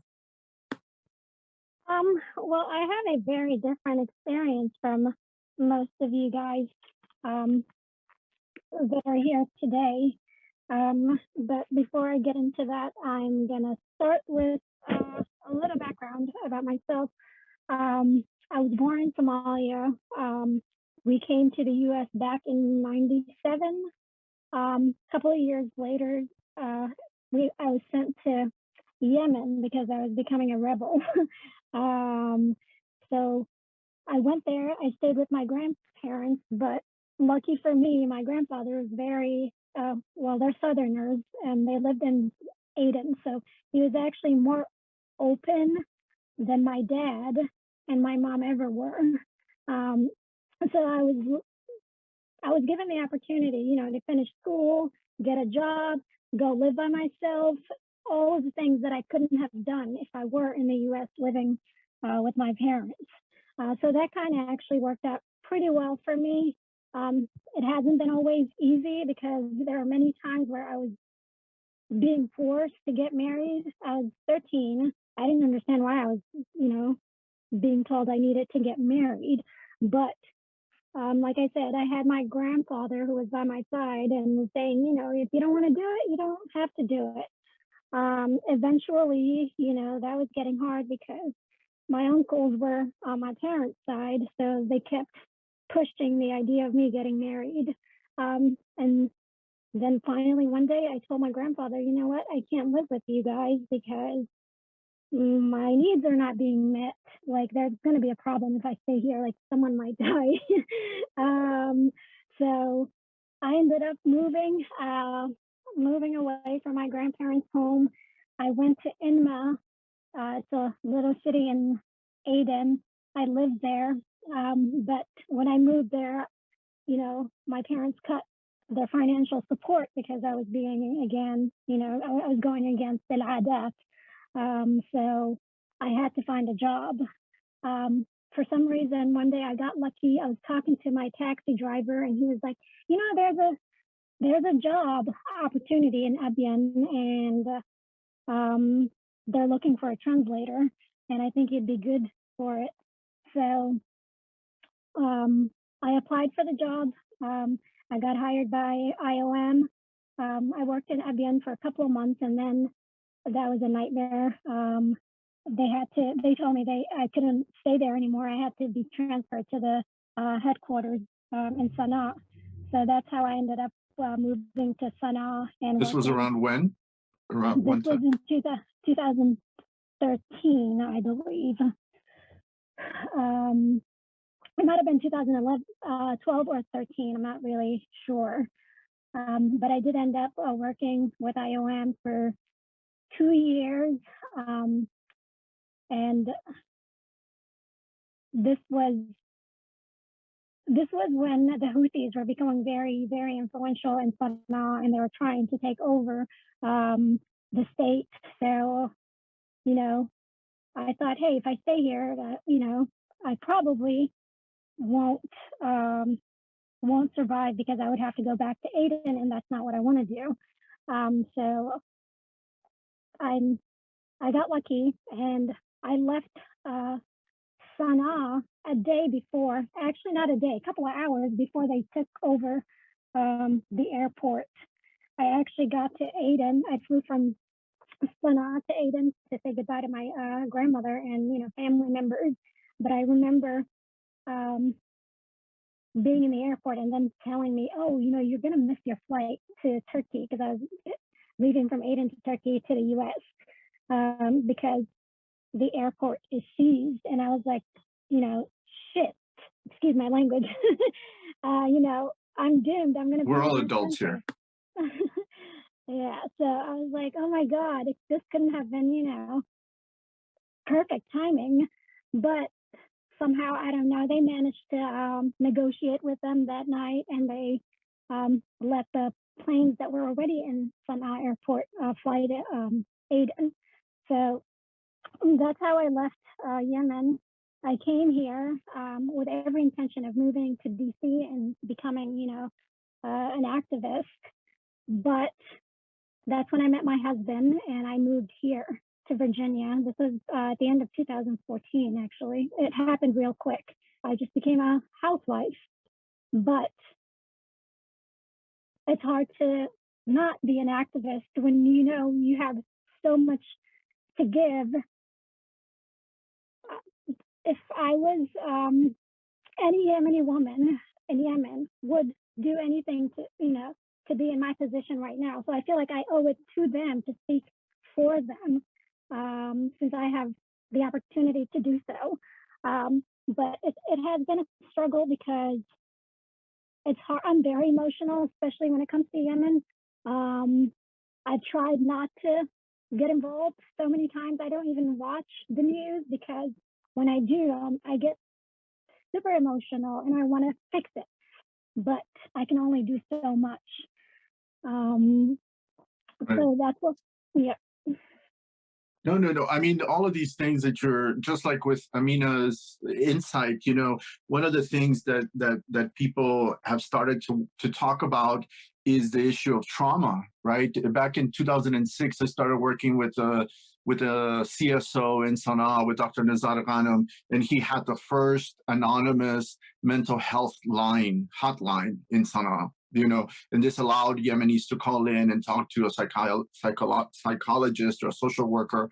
And we know the stigma that comes with, you know, mental health issues in a society like Yemen. But you brought up the issue of trauma. You know, which a lot of the focus has been on PTSD, on children and on women and on soldiers and the people that in Sana'a or Aden, Taiz, Mareb, people that have seen the war, that have been going through 6 years of bombing, you know, and the mental trauma that the crisis that there must be under the surface, because again, we don't have mental health professionals working in Yemen, and we don't have any major, INGO focusing on this issue that produces data to let us know what's going on. This is one of the things that I've tried to push some CSOs to work on. But now imagine, someone like Esra, leaving because of war and getting into this new environment and dealing with a completely new scenario that was not planned. I mean, unfortunately, like Amina's, journey was planned. Your parents said it's time for us to go, back to England, everything. But someone like Eshraq and other displaced persons, back in 2015, we heard of people jumping on little dhows, little boats, and going from Taiz into Djibouti, 15, 20 hour on a boat with kids, and and so I think that that's one of those issues that definitely someone needs to address. Someone needs to dedicate some time and some money into dealing with this PTSD issues, with this mental health issues. One of the things you brought up, Najma, is also this adapting to this life elsewhere, adapting. I mean, you are in a particular situation where you married someone that's not Yemeni, and that is a completely different scenario, a different lifestyle. You have a further distance from the Yemeni community because your husband's not a Yemeni. But then someone like Eshraq or someone like Amina, whose entire community is Yemeni, your lifestyle is among Yemenis, your duties are within the Yemeni community. It's a different attachment. And I'm wondering, Amina, if this, like Najma mentioned that sometimes she just wants to tune out, get out of it. But if you live in a Yemeni household, Amina, and if you live in a Yemeni community, in a neighborhood full of Yemenis, are you naturally brought into this conflict, or do you see Yemenis engaged in talk about politics, about what's going on in Yemen, or do you see a type of detachment in daily life? I would say the Yemeni community in the West are still deniers of how bad the war is. And they know the war is occurring, but they don't know to what extent. And I think also because my family and most of Yemeni families in Liverpool are from the north side of Yemen, and that tells sometimes a different story of what's happening in the south, and vice versa.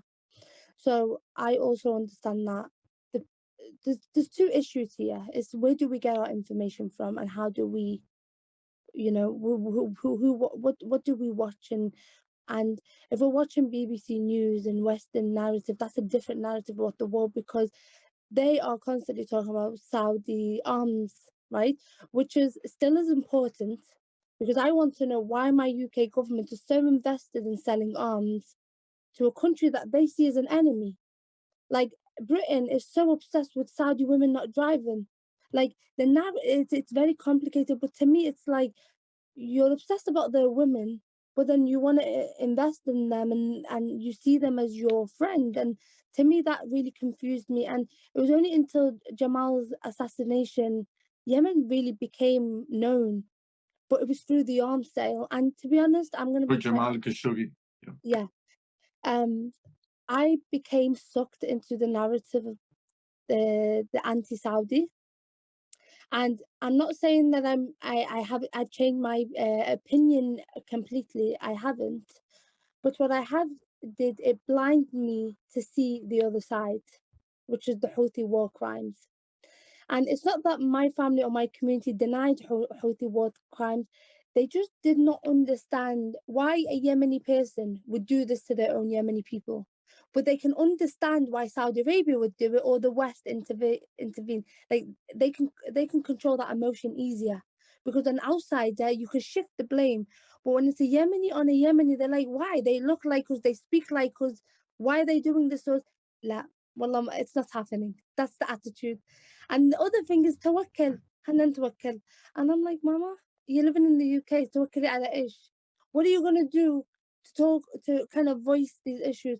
I mean, for my experience, it's quite different because I am active, I am at the forefront. But one thing that really, really hit me is when I went to Bosnia. So I went to Calais, I've been to Greece, so where a lot of the refugees kind of come, and it is quite horrific because some people don't make it. And obviously some of the stuff that you see is not, it's not a good sight.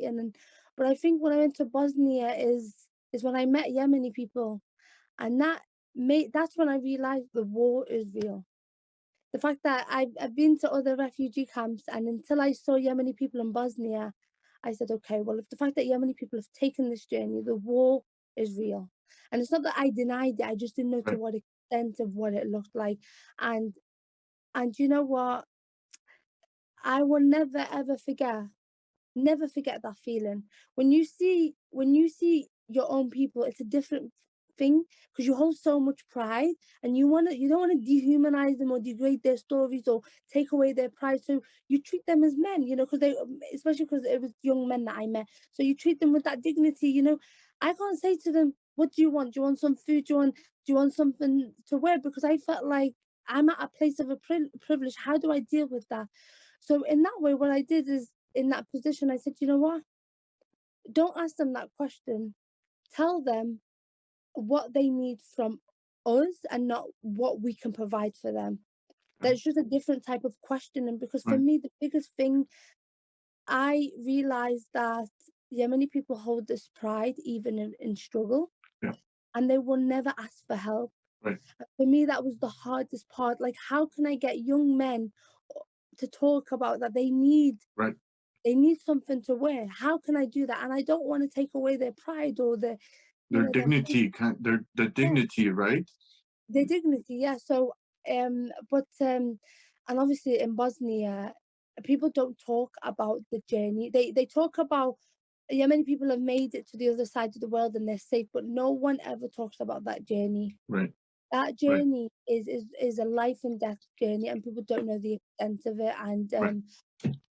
And I just wish the Yemeni community in the West really, really understood to the extent. And I think discussions like this, especially from Isra, Sahar and Najma, to understand the different perspectives from the north, the south, the displaced, that makes us realize there's more to this than just Houthi and Saudi.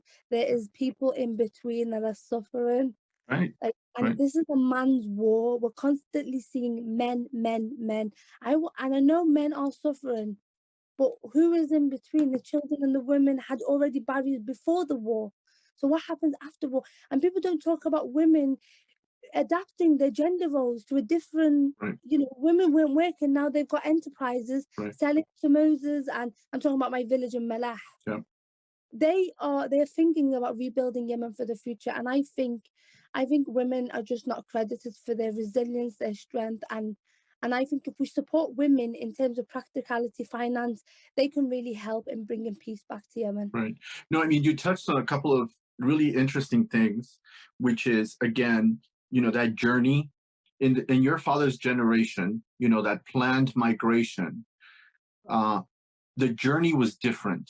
You struggled, you saved to leave Yemen to Europe or the US, and the struggle was different. You had to be with family or a friend, and you struggled to get a small little job somewhere in the city, and you saved up money and you got your own place and everything. But now the situation with Eshraq's family, or these refugees that you met on European soil, you know that we see these images on TV from Libyans or Africans, Syrians, but now you got to see Yemenis in that situation, and that journey is tough, and again, I'll bring up the reason, my background, Mexican. I mean, it's the same thing as these, when you're in, when you're watching TV and you're listening about these caravans coming from Honduras, from Guatemala, coming through Mexico to the US border, it's like, it's that kind of experience too. I mean, these experiences now for Yemenis are so similar to what Latinos, Hispanics, have been living for the last couple of decades, traveling from Guatemala, getting beaten, robbed, women raped, and they have to go on top of a train to go through half of Mexico to get to here, and then go through the desert to walk, over the river to the desert. How many people die on the desert coming into Arizona or Texas, New Mexico? And now you see this kind of, reality in somewhere like Bosnia, in Europe. And yet these poor people trying to get out, and it's not so much that they want to get out because of persecution, but they're trying to get out to migrate in order to send back, money to their family as well, who had no salaries, there is no economy for their family, and all they want is a small little job that allows them to send back some money, because they can no longer get a job in Saudi Arabia. They can no longer get a job as migrant workers in the Gulf. And Sahar, to what Amina talked about, the women now in Yemen, turning into the breadwinners, basically the heads of households, whether they're widows, whether it's a grandma taking care of their orphan children, or a widowed mom taking care of their children, or just a woman whose husband is unemployed, not getting a salary, even though he may be in the military somewhere, but women, what do you see in Aden? How are women shifting from let's call it the traditional role, maybe as Amina put it, being in the household, being the head of household, now to being the breadwinners? How are we seeing women adapting to the economic situation in Aden, which is in itself, it's a liberated area, but the economy is no better than in Taiz or Sanaa. Yeah. Like for a couple of years ago, I did a small research on women or gender in general under the conflict.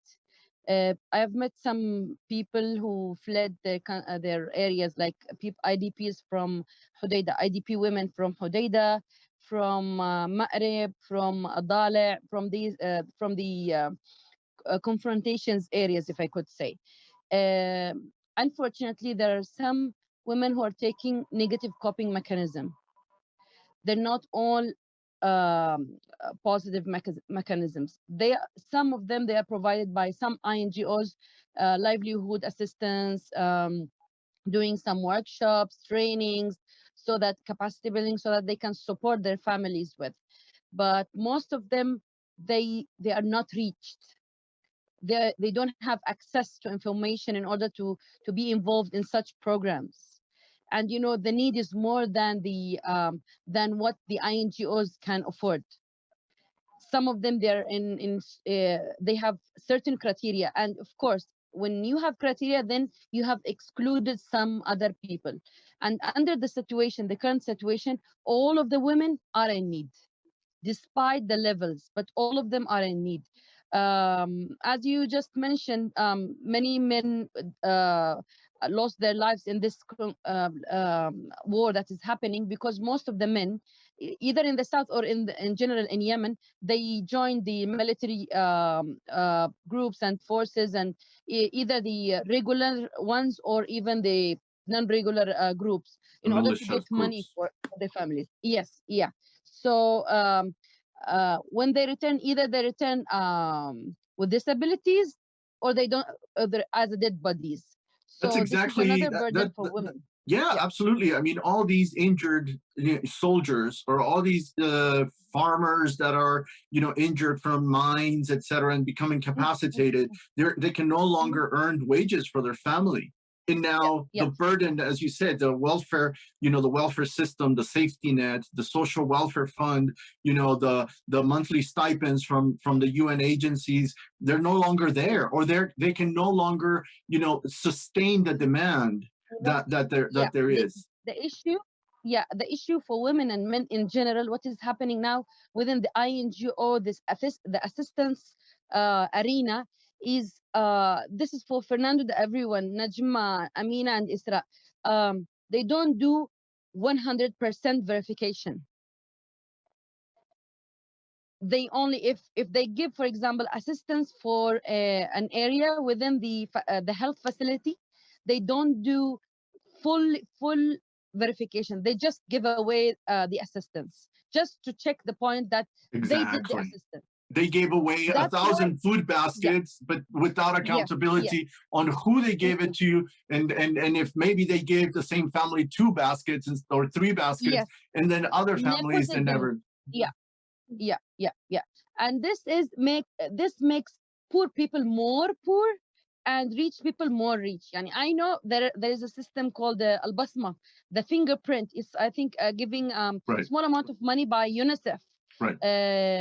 By I don't want to mention NGOs, but Relief International is doing it by the exchange companies here. They go by monthly to the Al-Quraimi exchange company to get their money. But people go with their Fortuners, with their Prados, receiving this slight money, while other people are dying out of nothing. They don't have anything. Right. And as you say, the situation is so chaotic. INGOs and the UN have not been able to manage proper management procedures, delivery. And everything is focused on the obstruction by Houthis in the north, that they're obstructing delivery of aid, but no one is paying attention to these little issues at the local level where, yes, there's $100 million for food aid, but then how much of that food aid is being taken by duplicate beneficiaries instead of a wider, group of people? Now, it's not only even about food. They need multi-sectoral assistance. They need shelter, they need protection, they need food, they need even livelihood, a skill to work, to build their resilience. When they're especially, I'm talking especially about IDPs. Usually the programs support IDPs and the host community, but it's not enough. Because of corruption, it's not enough. We're Right. only Right. looking for success stories. But how many success stories are we looking at if we spend money only blindly before the financial year ends? Yeah. That's it. Yeah, no, and this is one thing. Najma, you've worked with NGOs, INGOs, and UN agencies in Yemen, and maybe you can give us a little bit of insight for what Sahar has just mentioned. But this is one of those things, right, Sahar, that people, like you said, people that just focus on Western media or on social media accounts, certain social media accounts, and they don't widen the spectrum of the sources. They see this myopic view on everything Yemen, whether it's one-sided, partisan, or through the UN, and you see these social media campaigns, and they're focusing on the success stories, like you mentioned, Sahar, and we fed these many people in this area, and these people, but they counter this with the tweets about, this is the largest famine in the world. This is the largest human-made famine in the world. There are 10 million out of near 30 million people that are food insecure, near famine, etc. But then we hear that donors are not meeting their pledges, where the UN asked for 4 billion and they only get 1.5 billion, and then this takes a long time to deliver, etc. So, Najma, how do you see from outside when you do log into Yemeni issues? How do you see someone that's worked inside and in Yemen? How do you see so far how would you rate so far the performance by humanitarian agencies, whether they're UN or INGOs, when it comes to the humanitarian response in Yemen? I wish there was more, but even when there was no war, when I was there, I had mentioned I was in Aden before. When I was working there, I was basically translating what was going on. I would get information from our field engineers, our director, and I would basically, translate. And I also worked in finance, so I did those two things. I never questioned, where the money was going, because at that time, I wasn't in a position to question it. I wanted my salary. I didn't want to get fired. But I do know that a lot of the times that money doesn't go to the rightful people. A lot of times, I'm not going to mention names, but I know that sometimes they would send money and it would go to, let's say, my boss or my supervisor. He had full control of what to do, to do with the money. That money would literally be split into three parts. One part would go to the governor that was there. That was his money to chew cod or do whatever with it. The other half would go to my boss. The other tiny bit would actually go to a so-called project. Let's say build a school or build a field, get aid to buy, supplies for hospitals. And we would take pictures and say, hey, this is the success story, or here's a before and after picture.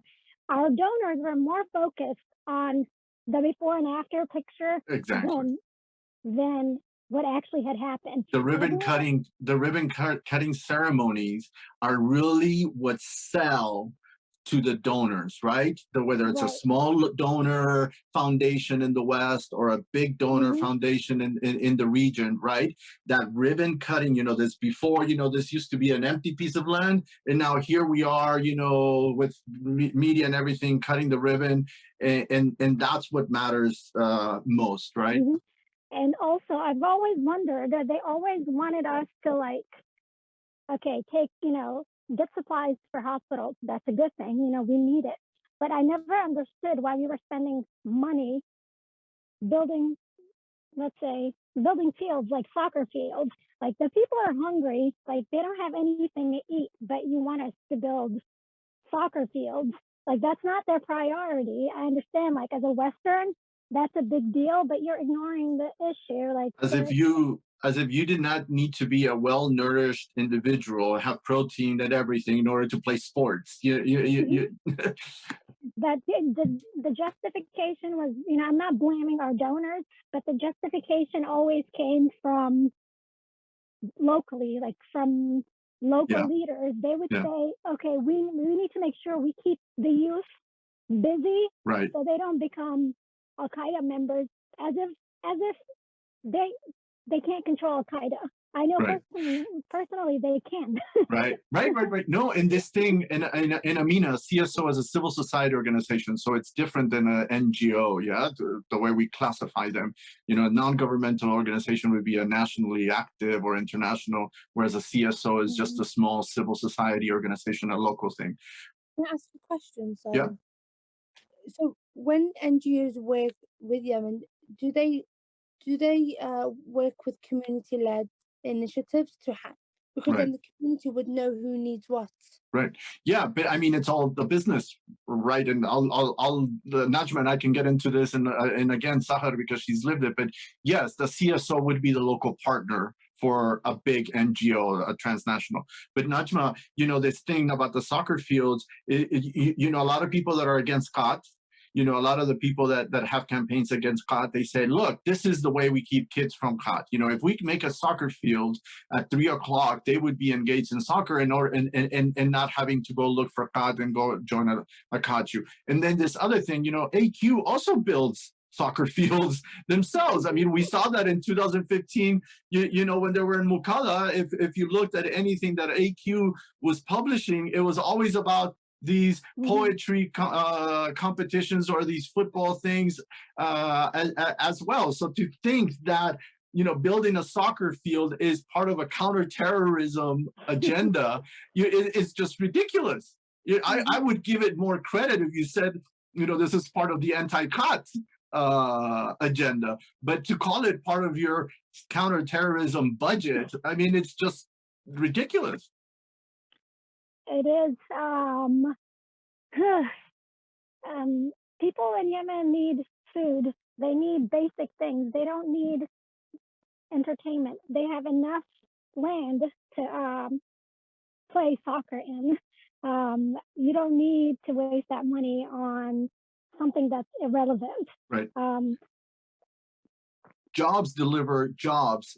Focusing on the economy delivers other activities, and you allow the individual to dictate his or her activities. If you give somebody a football field, you're saying, here, come and play football. But if you're giving them a job and a monthly salary, then you let that individual decide what he or she wants to spend that money on, to decide what entertainment he or she wants to engage, and it's a different approach. And I was writing a few articles back in November about this issue of meeting basic needs and not focusing on the macro environment. But Sahar, to Amina's question, that relationship between NGOs, international organizations, and local organizations, the local organization may start with this idealism and want to solve a problem or everything, but then once they meet that reality of asking money for donors, of interacting with donors, everything changes, doesn't it? Everything turns upside down. Yeah. Actually, NGOs go along with the priorities and agendas of donors most of the time. They don't have like proposals need-based. Usually, it's donor needs-based. Even we do need assessments, rapid need assessments and multi-sectoral need assessments, but not the real needs most of the time. To be honest, there are some donors who are really concise and particular about everything they're doing. Some of the donors, when we send success stories with photos, they want the dimensions of the photos, the locations by GPS, in order to check whether we really intervened in that area or not. And they don't have any accountability towards the Yemeni people who are working on ground. But usually, most of the time, NGOs, when they do their job, they need a third party to check on them.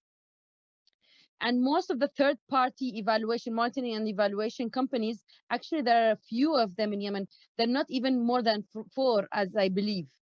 They send teams, for example, from Sana'a to go to Khamfar villages. Khamfar is an area in Aden, a district in Aden. They don't have anything to do with it. They don't know it. They would come. They don't know even the culture. They would write a big report about the activities, but they don't know about the real context. Right. No, and I've discussed that whole issue with your husband, with Allah, or with his jobs and everything that we see posted everywhere. One quick question to Eshraq. We discussed. I asked you about that support from the government, which doesn't exist. In Malaysia where you are, but people like you living. Being displaced, living in completely different societies, do you see any support to you as a Yemeni immigrant from civil society? Do you see Yemenis organizing themselves in Malaysia in order to support displaced Yemenis, or Malaysian civil society reaching out to the Yemeni community there? Do we see any of that at the moment where you are? Well, the short answer is no. But actually, there is a lot of problem concern to Yemenis themselves. Actually, for example, we have like the student community, and then they have like the student unity that should be like active to ask for students' rights, and supposed to talk to the government and tell them about to give the students their salaries and follow up with that all. But I can't see like there is like pure free work until now. I mean, if they really work well, they wouldn't have like depend on the government support only. I mean, why don't they organize themselves, and they can ask for many agencies help. Also, like the Yemeni refugees or the Yemeni immigrants, they're not like let's say Malaysia doesn't have this law to accept Yemenis as migrants or any other nationality. they don't give the Malaysian support passport unless maybe Residency. 40. Yeah, no residency, no the passport, nothing at all. They are just now cooperating with Yemen because of the efforts of our ambassador only.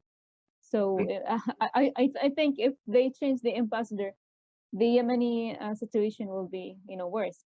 But still, for example, the Syrian refugees are in better circumstances than Yemeni. I'm just like wondering. I mean, the media, the UN media is much bigger actually than their actual um, projects on field. We don't see anything. They promote Yemen as the biggest crisis in the world, but nothing at all help them. Right. Like for example, if I want to be a refugee here, um, I will not like they will not give me the UN card unless maybe 1 or 2 or 3 years. Some people Right. didn't get it until For now. UNHCR, and I think that was the same. That was the same thing in Yeah.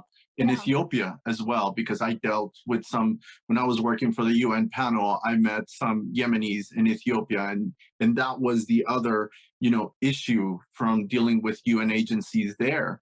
And we can see this huge vacuum. I mean, Najma, we see this huge vacuum, and maybe perhaps because we live in the U.S., maybe we don't see it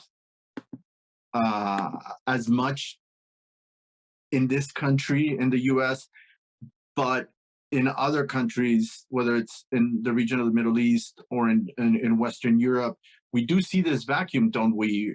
And Amina, when you talk about people checking out or not following, being in denial, basically, of the situation, it leaves this huge vacuum where the government is not meeting its government responsibilities toward Yemenis at home or abroad, where civil society, whether it's international or local, are not meeting that need, and the Yemeni community at the local level is not able to, or is just checked out of reality and not meeting that need. How do you see it here in the U.S., Najma, especially in the D.C. area and maybe in New York? I do have a couple of friends who live in D.C. and I do see what they're trying to do for Yemen. And a lot of times it's not to be frank, it's not what Yemenis need right now in Yemen. I know that some of them are very feminist. They want to resolve women issues, women rights. But that's just one example. And in order for women, to have rights, men also need to have rights. No one in Yemen has rights right now. We need a political solution first.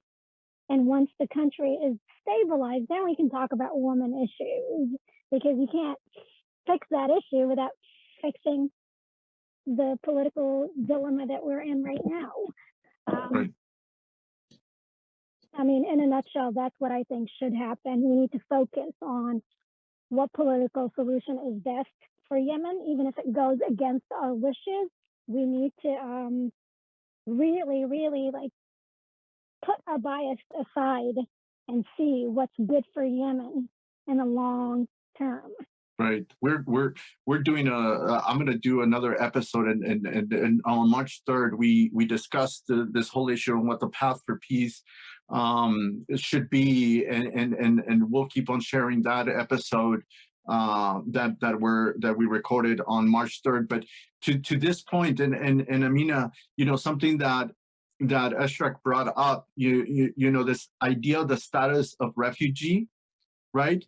And the acceptance of that, and the fact that, and I see this in Syria as well, that status or that attention is also politically based, because as Eshraq mentioned, Syria is a political priority for a country like Malaysia, so therefore Syrian refugees are given a priority, whereas Yemen may not be a political priority. Therefore, Yemeni nationals are not a priority for a country like that, right? And then we get into Egypt and Djibouti and Amman, with their politics with the region, with the coalition, for example, and how that affects Yemenis living in those countries, and how they receive or they don't receive any benefits. But what do you see in the UK? Yeah, so we saw over the last 2 years a lot of Yemeni people come from Europe to Britain, and a few months ago, just because in the pandemic, I don't know what month we're in. A few months ago, we saw that because of Brexit coming into place, and Priti Patel, who we don't like very much, she was pushing this agenda of, of this anti-immigration policy, and so a lot of refugee Yemenis were being deported, and yeah, so and I'm laughing because Najma's put in the chat that she likes my wings. So Najma, let's talk about something serious. But so my point is, we saw a lot of Yemeni refugees being deported in the past few months, and I just want to say, I think as Western activists living in the West, not to Najma, but to me myself as a reminder, sometimes we forget what we can say. Yemeni people who are living in Yemen can't. So we always have to be always careful of our vision of what the future Yemen looks like, because what I can do, I won't get censored for it or killed for it, but another Yemeni writer might do. So sometimes when we push for this, like, we need this, we need new policies, we need to work with Yemeni people living in the ground, because we need to work at their pace and at their movement. Because my movement, oh my God, like my activism, I would want to do so much and write so much because I can. I hold that freedom and I know that privilege but I sometimes feel like, I've worked with so many artists in Yemen, and wallah, in the amount of times where we're working on a project, halfway they're like, I can't do it. I can't do it because of the themes. I'm going to get into trouble, my family. And I'm like, that I hold the privilege and I know I can. So sometimes and this is one thing, is just a question to open up to everyone here. What do you think, Isra and Sahar, what can we do as Yemeni activists living in the West? Also as women as well, what can we do to amplify or to support your work and what you're doing? It's not about what we can give to you, it's more about what you can give to us so that we can support you. So can I open that question? Is that okay? Yeah, absolutely. Maybe to Sahar and then Isra, like.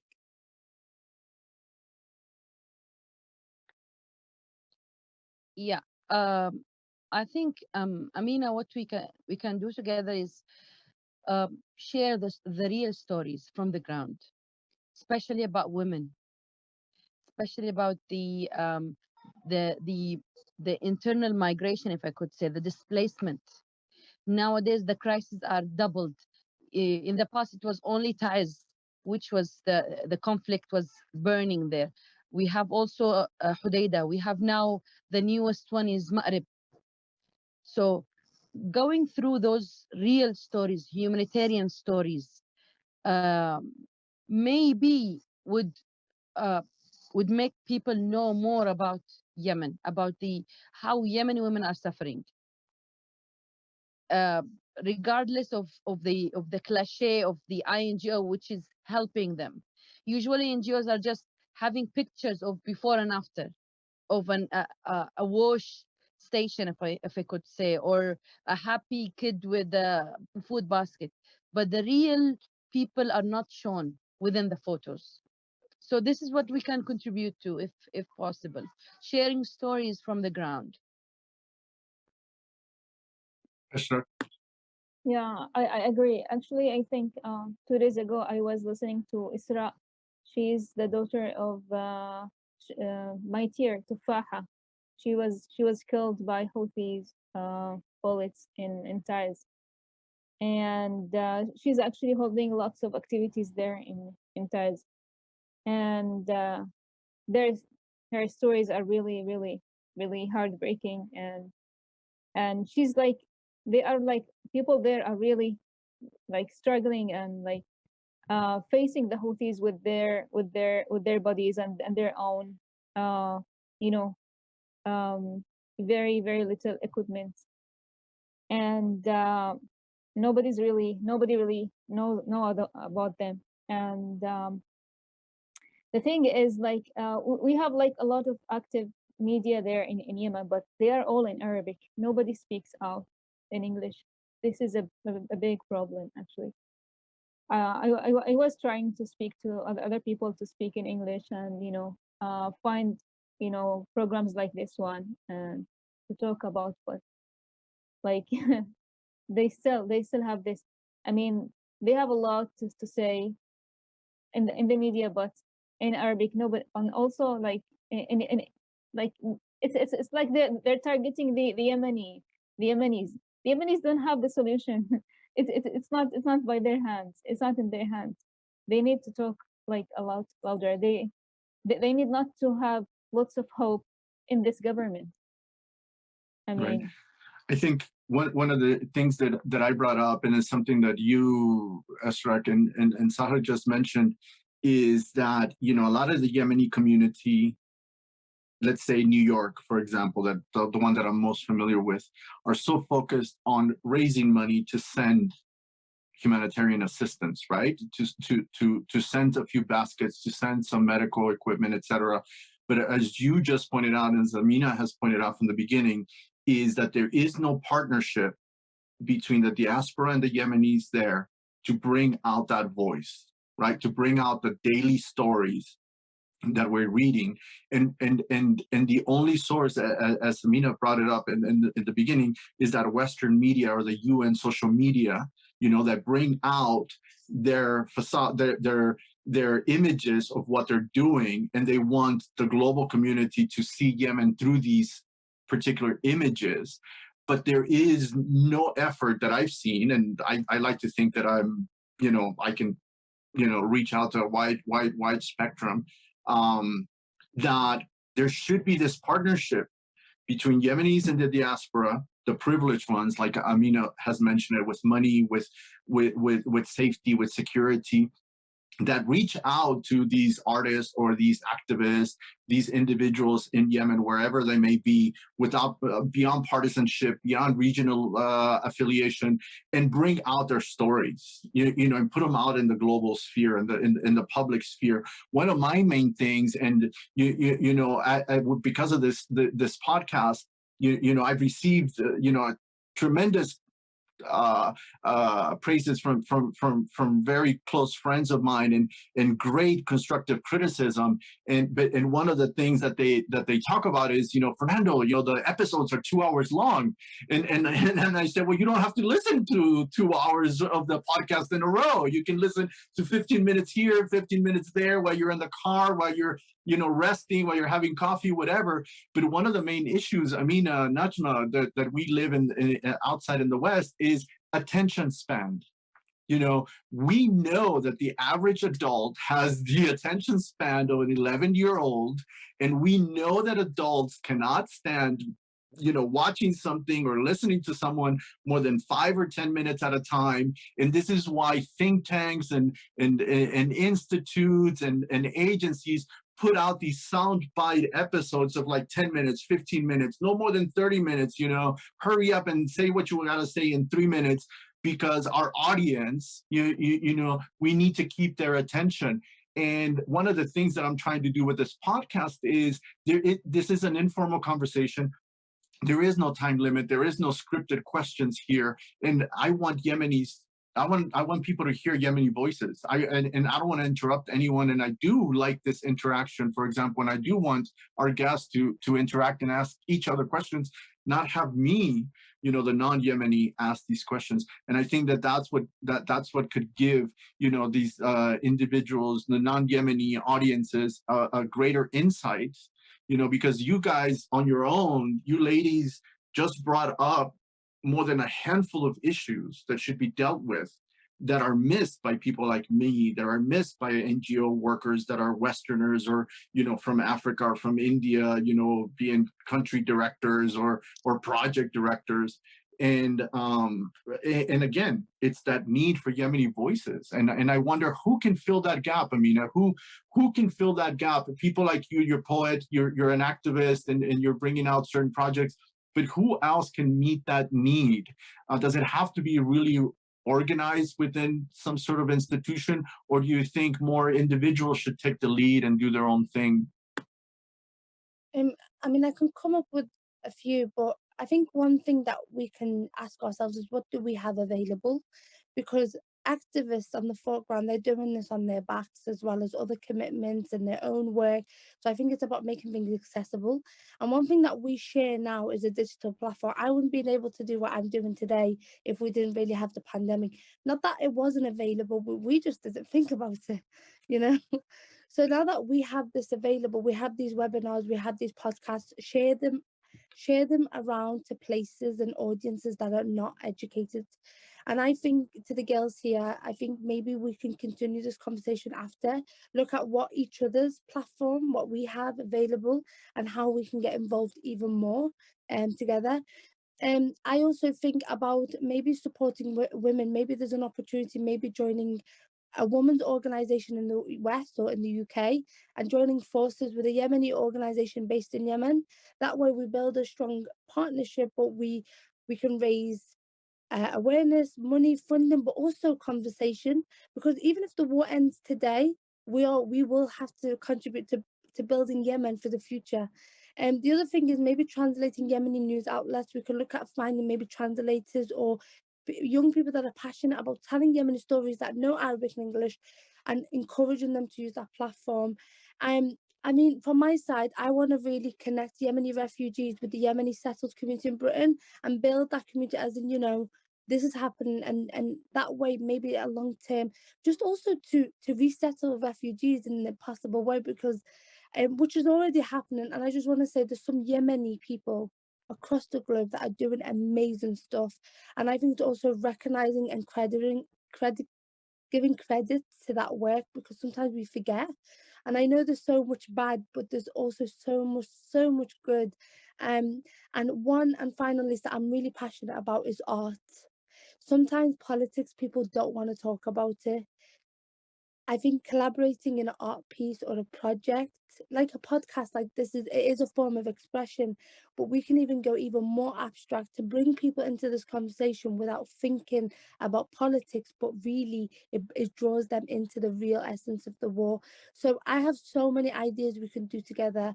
So, but I think the main thing is that we're here. And I just want to say thank you to, of course, T-Cell for inviting me. I do have to go now, but Thank you.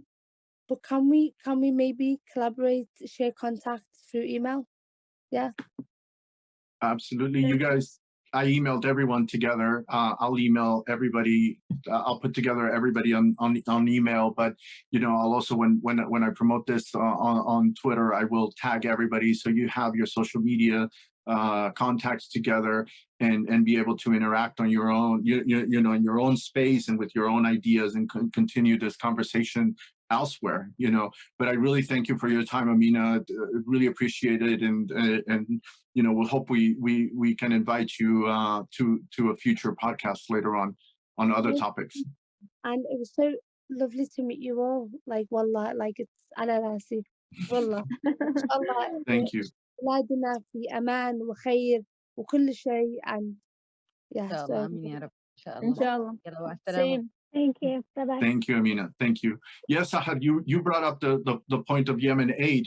I invited Sahar Ahmed to join us, but she couldn't today. But that is one of some of the work that I wanted to highlight in this and ask her, as a Yemeni American and going back and forth to Yemen and interacting in this, what she sees working with international organizations, working with the U.S. government, how the FDO, we discussed with Yasmine al-Qadhi, the foreign terrorist organization listing, how that affected them, how the UN panel report as well, how it affected or will affect delivery, humanitarian aid delivery, in the coming weeks and months.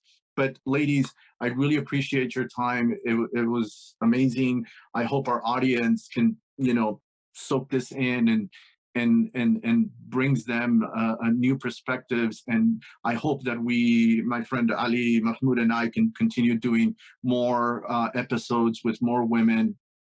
I'll bring up a different perspective and different stories, different experiences for our audience, and as well, we wanted to have some sort of impact. We want NGOs, we want the UN, we want governments to listen to Yemenis, their real stories, and have these organizations identify their gaps, identify what they're doing wrong, and correct it, and address it, and become more efficient, and help more efficiently, not to waste this money that is being given for the sake of Yemenis that are suffering, whether it's an IDP not having a home, whether it's somebody, think of the IDPs in Sana'a, the people whose house has been bombed. They have to move out of their houses and go become the burden of a family member, a relative, and move into their house or into an IDP camp. That dignity that Amina and I, we discussed, how it hurts.